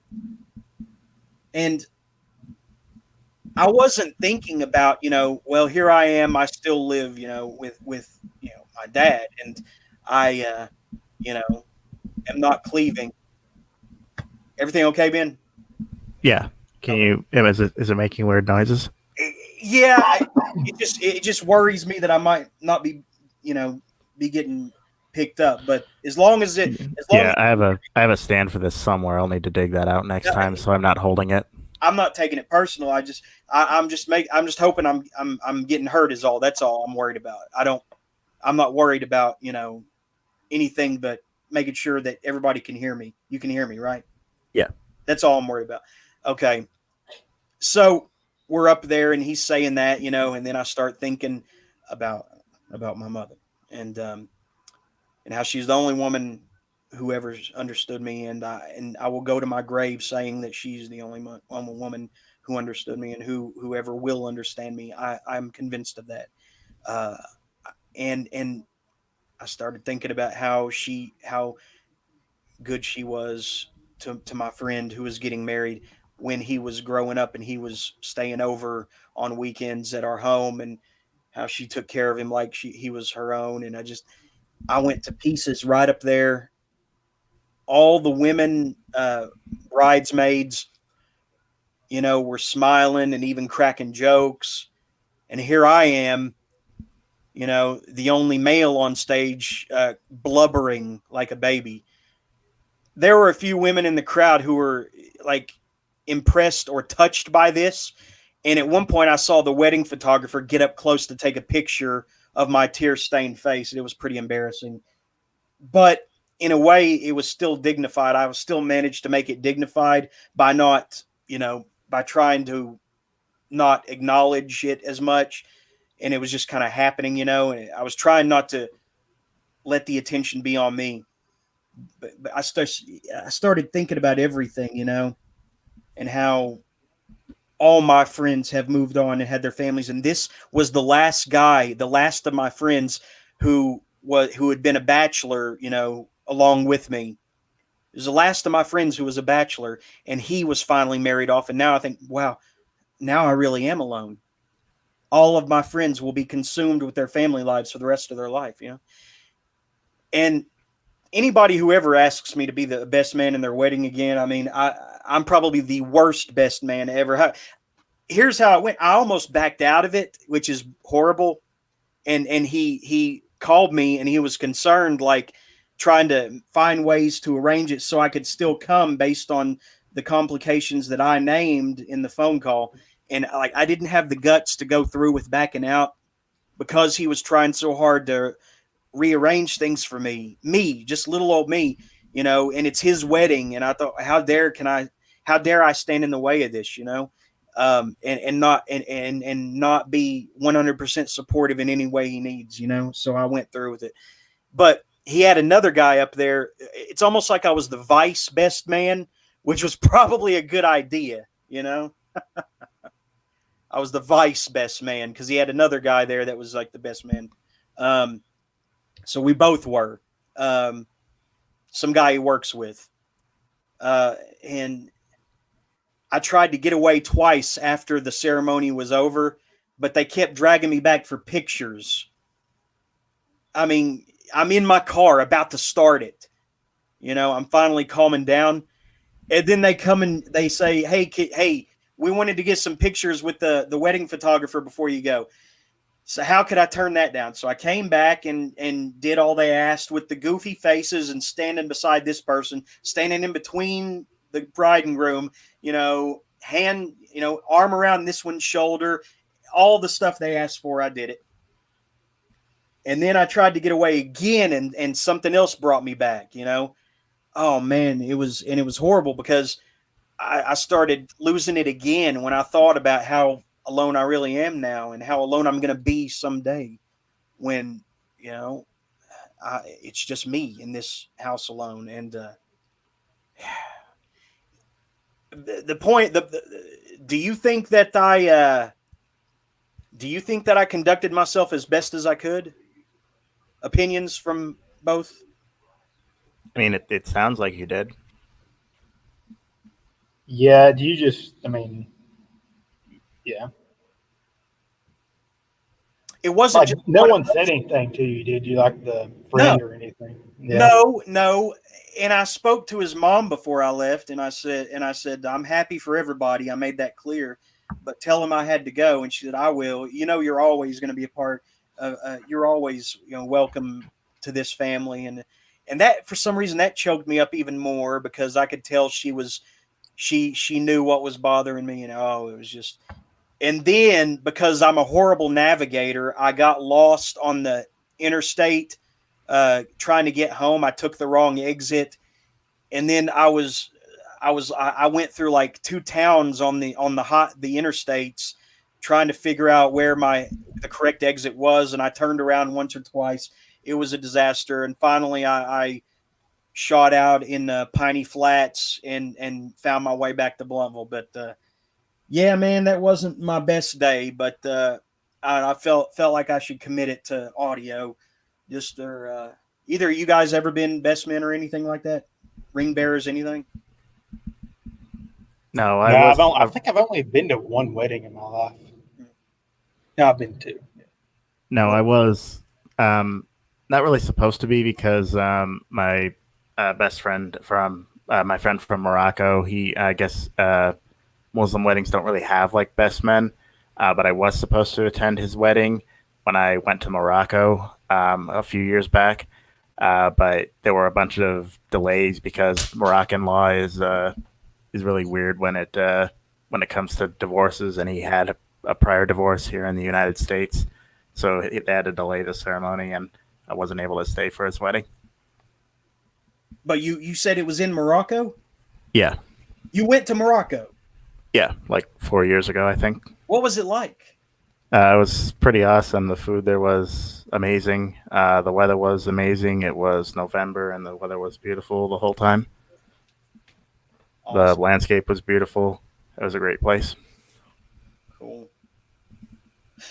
Well, now that I got that off my chest, is there anything else anybody else wants to? I don't think there's anything you should be ashamed about that at all. Which, I mean, it doesn't sound like you are.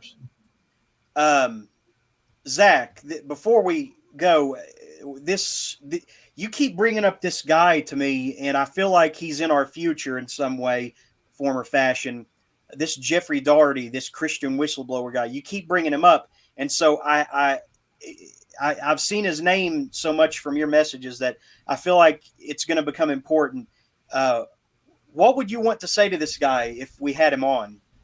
Well, I don't necessarily agree with really anything he says. I think he's just like your typical New Ager, but wanting to set up, because I mean, of course, I don't have like any sort of background in like biblical, like intense biblical study, like the languages and the history and everything, but been trying to kind of reach out to several people who do and get some kind of sort of like a debate type thing going. I think that would be very fun. Yeah, I know just the guy. If I could get him, and I bet I could, this guy who does what I was telling you about, presuppositional apologetics, Christian apologetics. Yeah, that's cool stuff. I've been looking into that a lot since you told me about that. There's this guy who debates atheists. It's like his, trade. He debates like mean-spirited atheists. Yeah. That all clown together like, he's anti-science, he's a moron. That those types of atheists that are trollish in a very like cult edgelordish. Yeah. Well, he's gone by different names at times. Darwin's deity, Darth Dawkins, I think is his latest handle, but maybe I'll try to get him.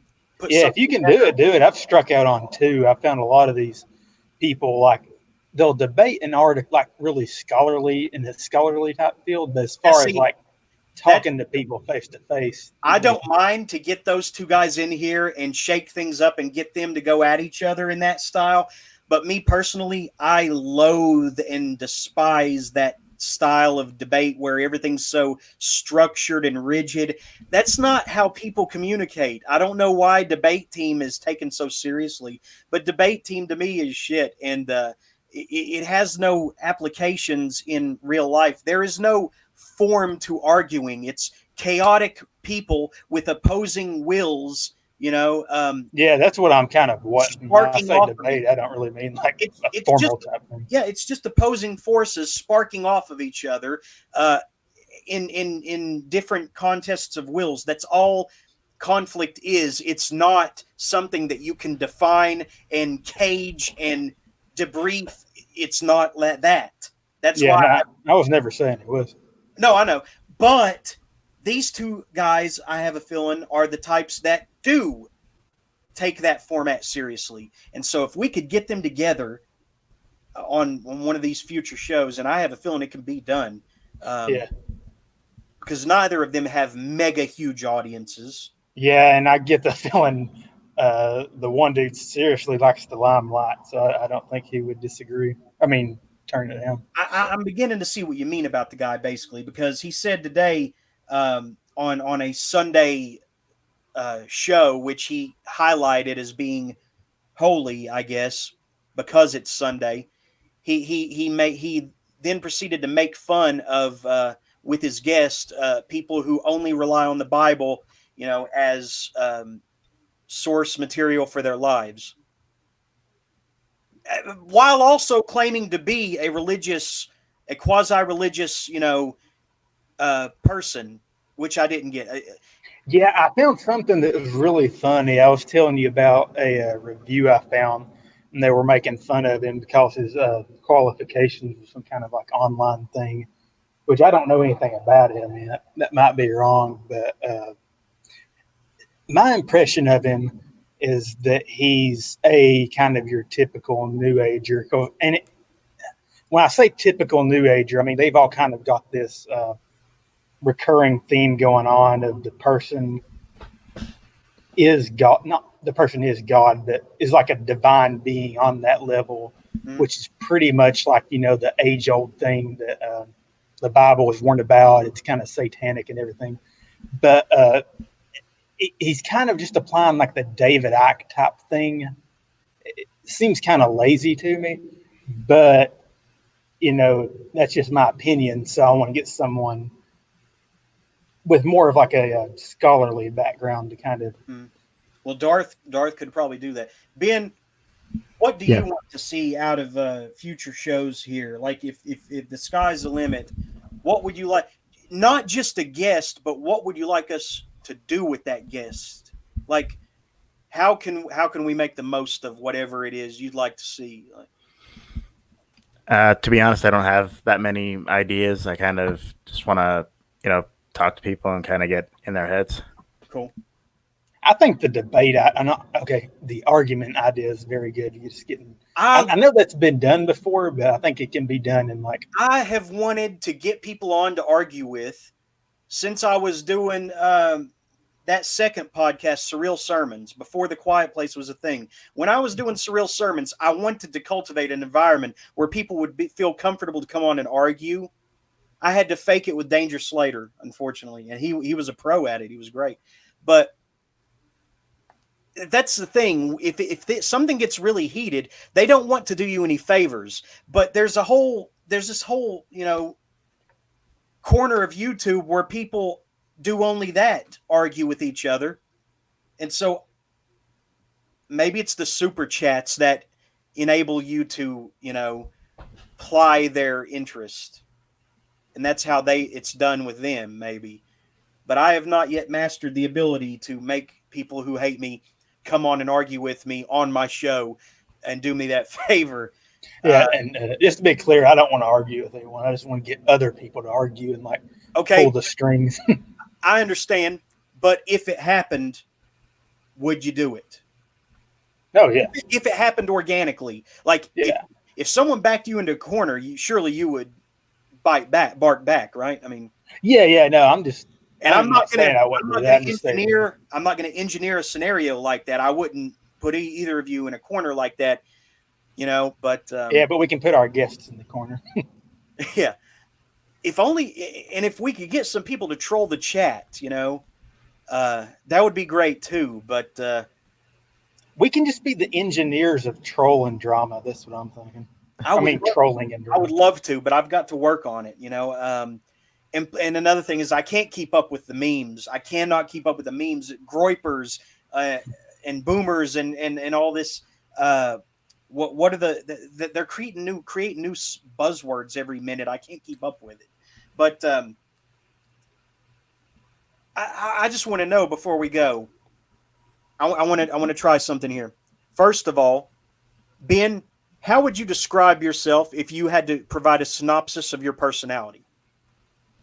I write and like to eat food. Okay. Zach, what about you? Well, just 2 or 3 lines, whatever. What is the synopsis? If you were a book, what would your synopsis be? Going down various rabbit holes, kind of similar to what you were talking about earlier, especially with religion, philosophy, and paranormal stuff.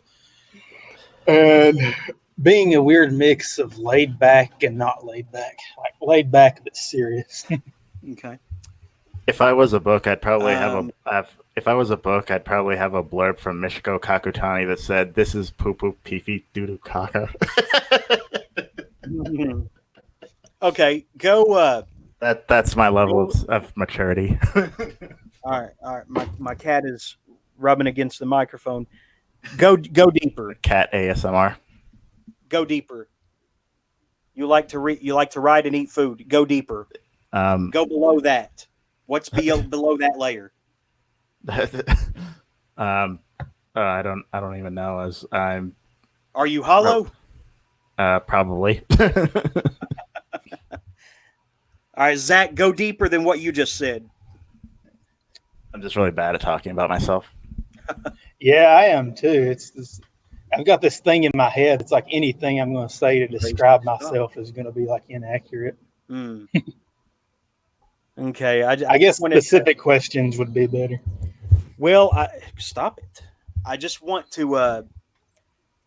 I wanted to see if I'm alone in having a really topsy-turvy, introspective view on things, because I'm conflicted in ways that haven't been described in literature yet. I'm pretty sure. So, and I'm trying to soul search. So I wanted to get comparisons, but you provided me with none. Thank you very much, gentlemen. No, maybe we'll work on it. But I guess we'll end it there. Anything else? Wait, I'm confused. What were you wanting? I'm don't fully understand it. I guess I envisioned it in my head better. I envisioned, when I said go deeper, is there a layer below that you would say something even more personal that better defines you? And then I would keep saying, go deeper. And then finally we would reach the core of you. And then I could better extrapolate, my own core, if that makes sense. I Yeah, guess it's one thing I weird- could say about my core is that, like, my views on life are like never, like, I don't know, I can't even get into it. Are never what?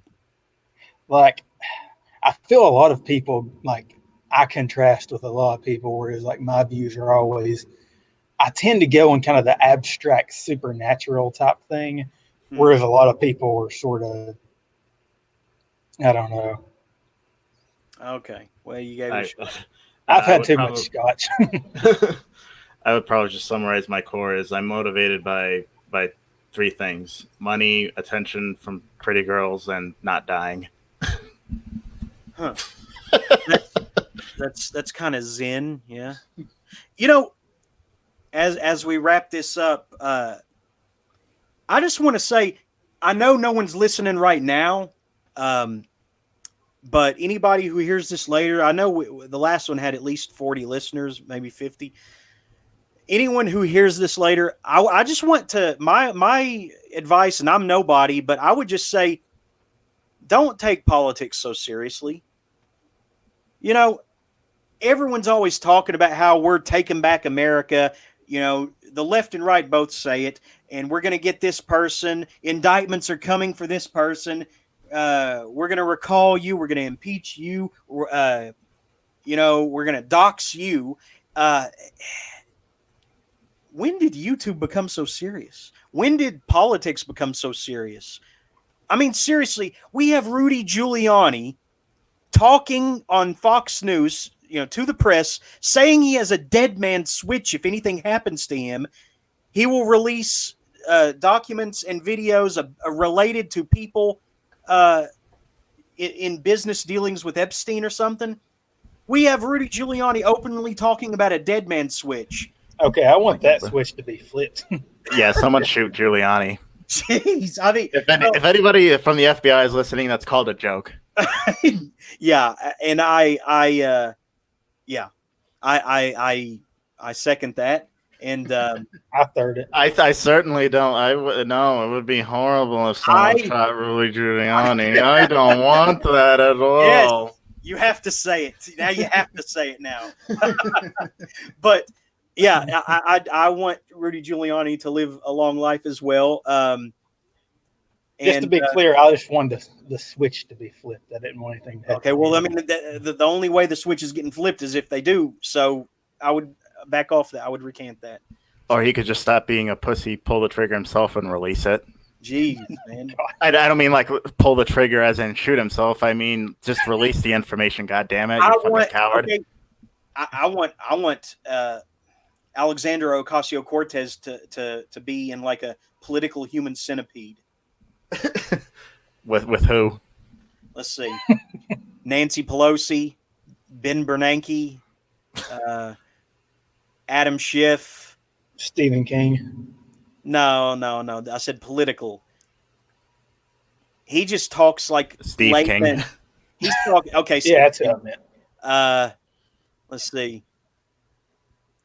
Who was that person in that city council thing earlier? That was really vile. I know there are a few. I don't. Karen, we'll just call her. Yeah, her. Okay. And the dude from last time. Oh wait, no, never mind. The dude from he's dead. Never mind. So I guess it'd be like Human Centipede 2 rather than the first one. What do you mean? Yeah. Because there's more than 3. I didn't like 3. It was too over the top. I don't like any of the Human Centipede movies, really. I've never had the desire to watch it.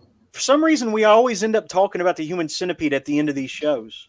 I don't know if that's my fault. I think it is. I think the last one was in the middle.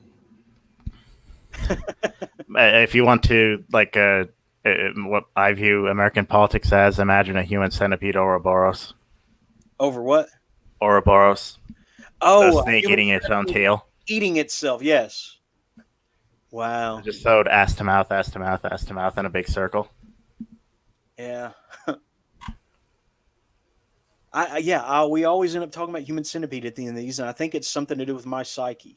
They're not great movies, but the Human Centipede makes for a really good visual metaphor. Yeah, of punishment, of revenge, of humiliation, of like some perverted form of justice. Yeah, all those things.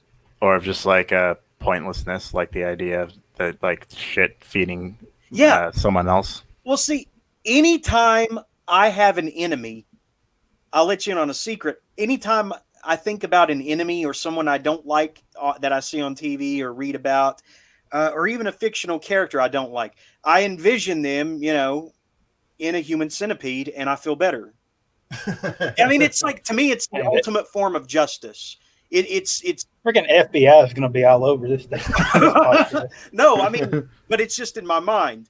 But see, to me, rubbing shit on your enemy is like the ultimate form of justice. It's like, it's humiliating. It leaves leaves a smell.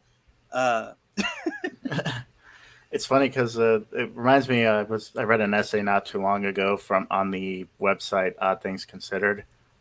She originally used to just write about odd books, but then started writing about odd things in general. And one of the things she talked about is how the idea, like how people are often demonized by one common thread in demonizing people in almost any time is basically saying that they smell like shit. Like she talked about how when Ted Kaczynski was arrested, that like a lot of the officers apparently were trying to say that he smelled like human feces. See, I thought they said that he smelled like, his room smelled like spoiled milk, they said, which probably means that he like whacked off a lot. I don't know. I mean, well, the thing is, like, Kaczynski, he really was not as much of a monk as he said. He did live in the woods, but he did have regular contact with people in the nearby town. And like he would have smelled, but he would have smelled like someone who, one, does hard physical labor all day and doesn't have like immediate access to running water. He was not someone who, smelled like doo-doo. It was like a part of the demonization. And it's like with the Camp of the Saints, that book? I'm familiar with it, yeah. It's used to demonize immigrants, like the villain, I suppose, of that book, who leads like the tribes of Indians. You can tell like the Rascal didn't know much about India. The leader was named the Turd Eater, and he talked about how they would have mass orgies, as if India does not have any kind of value on chastity or anything like that, and would talk about how they would like use feces to make clay to burn, and how they would just like shit right in front of each other and all of that. Like one review of it, I put it succinctly, it's like he really wanted to hammer in the point that the enemy will be brown like shit and he will smell like shit. Jeez.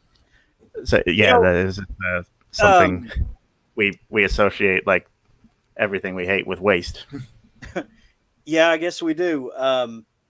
And I swear in my head, I can imagine some college professor,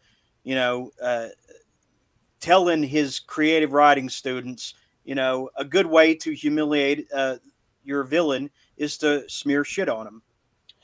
Speaking of college, I can just imagine that in my head for some reason. I can imagine a college professor guiding his students by saying, well, it's okay to,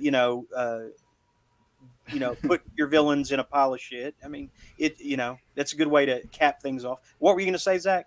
I was going to say, for some reason you said the college professor made me think about another topic I think we should get some guests on about, and that's one that I've been interested in for a long time, is transhumanism, because I'm actually taking a transhumanism class right now. Okay, we'll talk about that more next time. It's basically like human enhancement through what, cybernetics or artificial intelligence? What? Yeah, both. That's creepy stuff. Yeah, but it's not disturbing. Like, it's not fun in a RoboCop way. It's much more disturbing, right? Yeah, it's completely a nightmare in my opinion. Give an example of it real fast.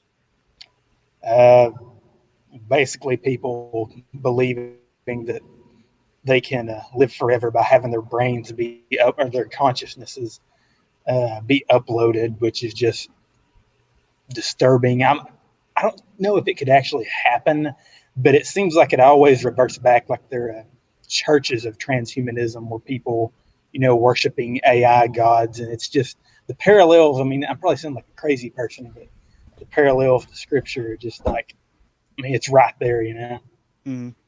I would also like to say, any people who run the risk of being radicalized or have been radicalized on either side who may hear this, I would ask that to leave the anger with me. Anyone on the right who hears this, and who may be influenced easily by people they listen to, let me be angry for you, because I can handle the rage and the hate, and I can absorb it, and it keeps me warm at night. Don't do anything rash. We've had so many people do rash things this year for both sides, and I don't believe that America is coherent enough for a civil war right now. But what we are in fact experiencing is a war through the media, and it's a war in the media. And I don't know. There's got to be a flashier name for it, but someday I believe. What? It's a Marshall McLuhan nightmare. Media power is the only real power now. See, because at one point the Republicans during Trump's presidency held all the power, right, of every branch. Is that right? Except for the Supreme Court, I think so. No, they had that too, I thought. I don't think so. Are we talking? I think it's always been balanced, and that's why they were sort of worried about It wasn't balanced. It wasn't balanced. They had everything, but the left had the media. Is how they kept coming back. See, I don't know who is the Supreme Court. It's Ginsburg, right? Yeah, because I know she has the most potential to go, and that's why they're very worried about her going before Trump's presidency is over, because it would shift the Supreme Court in favor if he picked a conservative judge. Okay, so they had everything else but that, right? I guess you could say that. I mean, the Supreme Court technically isn't supposed to be political like that, but it is. Yeah. Where was I going with this? I don't know. I may have lost it. Something about how only the left had the media. And I think that's true to an extent. I think it's a sort of neoliberalism with a veneer of being leftist kind of controls the media for the most part. Yeah. Let's see. I'm not gonna dispute that the right controls talk radio, because the left tried with Air America and it went bankrupt, didn't it? Yeah, but only boomers listen to talk radio. That's not true. I do. Yeah, well, okay, yeah, but yeah, I was gonna say podcasts are like more of the replacement of that, and I listen to podcasts and talk radio, but there is a definite difference between the two. Talk radio is more subservient to corporate interests. Yeah, definitely. Whereas podcasts are more personal, and even though many people still advertise on them, it's not in as invasive a way. Okay, I lost it. I lost my thought there, so I'll conclude there. Thanks. That was a joke I heard, how cows are called a herd. A group of cows is called a herd. A group of crows is called a murder. And a group of 3 white guys is called a podcast. That's good shit. Well, I guess I'm technically Latino, so I guess maybe that doesn't hold true. Well, I don't know how to respond to that, except I honestly, and I have left you speechless. You can take this however you want, but I mean, I've known Latinos here in my time here in Tennessee, and I just always saw them as white. Now, how do you take that? Yeah, I think because the whole race being social construct, I think that's true to an extent, and I think in most cases Latinos would be accepted as being quote unquote white, but for a lot of other factors. How different is your DNA from mine? Let's be honest. I mean, I don't think it's that different. Probably not. No. They say that Jewish DNA is markedly different than white, but I consider them white too. I don't make a big deal about this thing other than when they get really shrill and annoying and try to police language. That is what started all of my vitriol personally.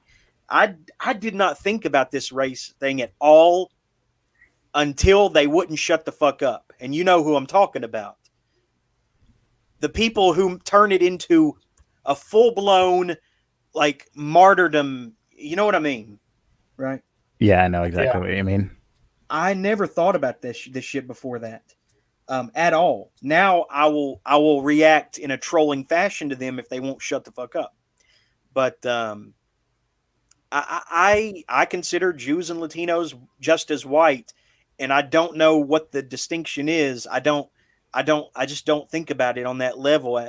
But there are people who will take it to a radicalized extent. And how do you respond to that? I'm gonna have to ask my best friend growing up what he thinks about it. He was Latino. Yeah, but what? How? What are your final thoughts on that whole thing, Ben? Ultimately, I don't really know. I think you don't think about it either, do you? Not really. No. I mean, about the only thing it does for me is people can't pronounce my last name. Yeah, I couldn't either at first, I gotta admit, but it's Arzate, right? Arzate. Arzate. I've been wrong this whole time. Okay. Yeah, and it also just makes me embarrassed that I don't know Spanish better than I do.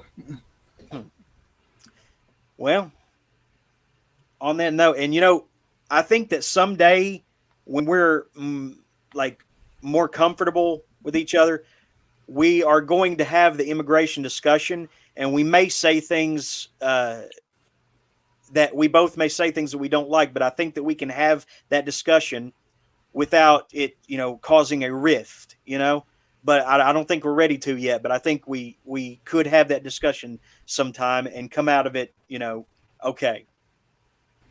Yeah, I think so. I mean, my father actually was an illegal immigrant, so if anyone tries to call me out for having a discussion on that, I can stick that in their face. Right. Well, I mean, all things will be considered, but I don't think we're ready to have that yet. But we might want to test. We might want to test the boundaries someday, if you're comfortable doing it someday. No rush, no rush. There's no need to jump right in now. I'm sure it'll become, front page again someday, and we will. And maybe we'll bring it up if we're in a mode to do that. But I thank you guys for spending 3 or 4 hours with me. Really, I do. And humoring me on the city council fighting, which is to me is like a riot. Yeah, it's pretty funny. It's like the only thing is the screen sharing doesn't come through as clear as it could. So it makes it a little hard to hear. I wonder if I could adjust that. I probably could. Yeah, maybe next time it'll come in better. I think the audio was the main thing. I don't know why I turned it up as loud as it could go in 2 different places. I don't know. I'm not an engineer. That's the problem. If we could get somebody to do this as a hobby, who's an engineer to do this with us, who's tech savvy on that level, that would be great. But I am emphatically against trying to get monetized, trying to get sponsors or AdSense, any of that stuff. I strictly want to be a regular human being who occasionally uploads to YouTube. you know, and I have a feeling that you two are the same way. Nah, someone give me money for this shit, please. Okay. Well, you have both been figments of my imagination, and I thank you for existing for a few hours. Thanks for having me on again. All right. Bye now.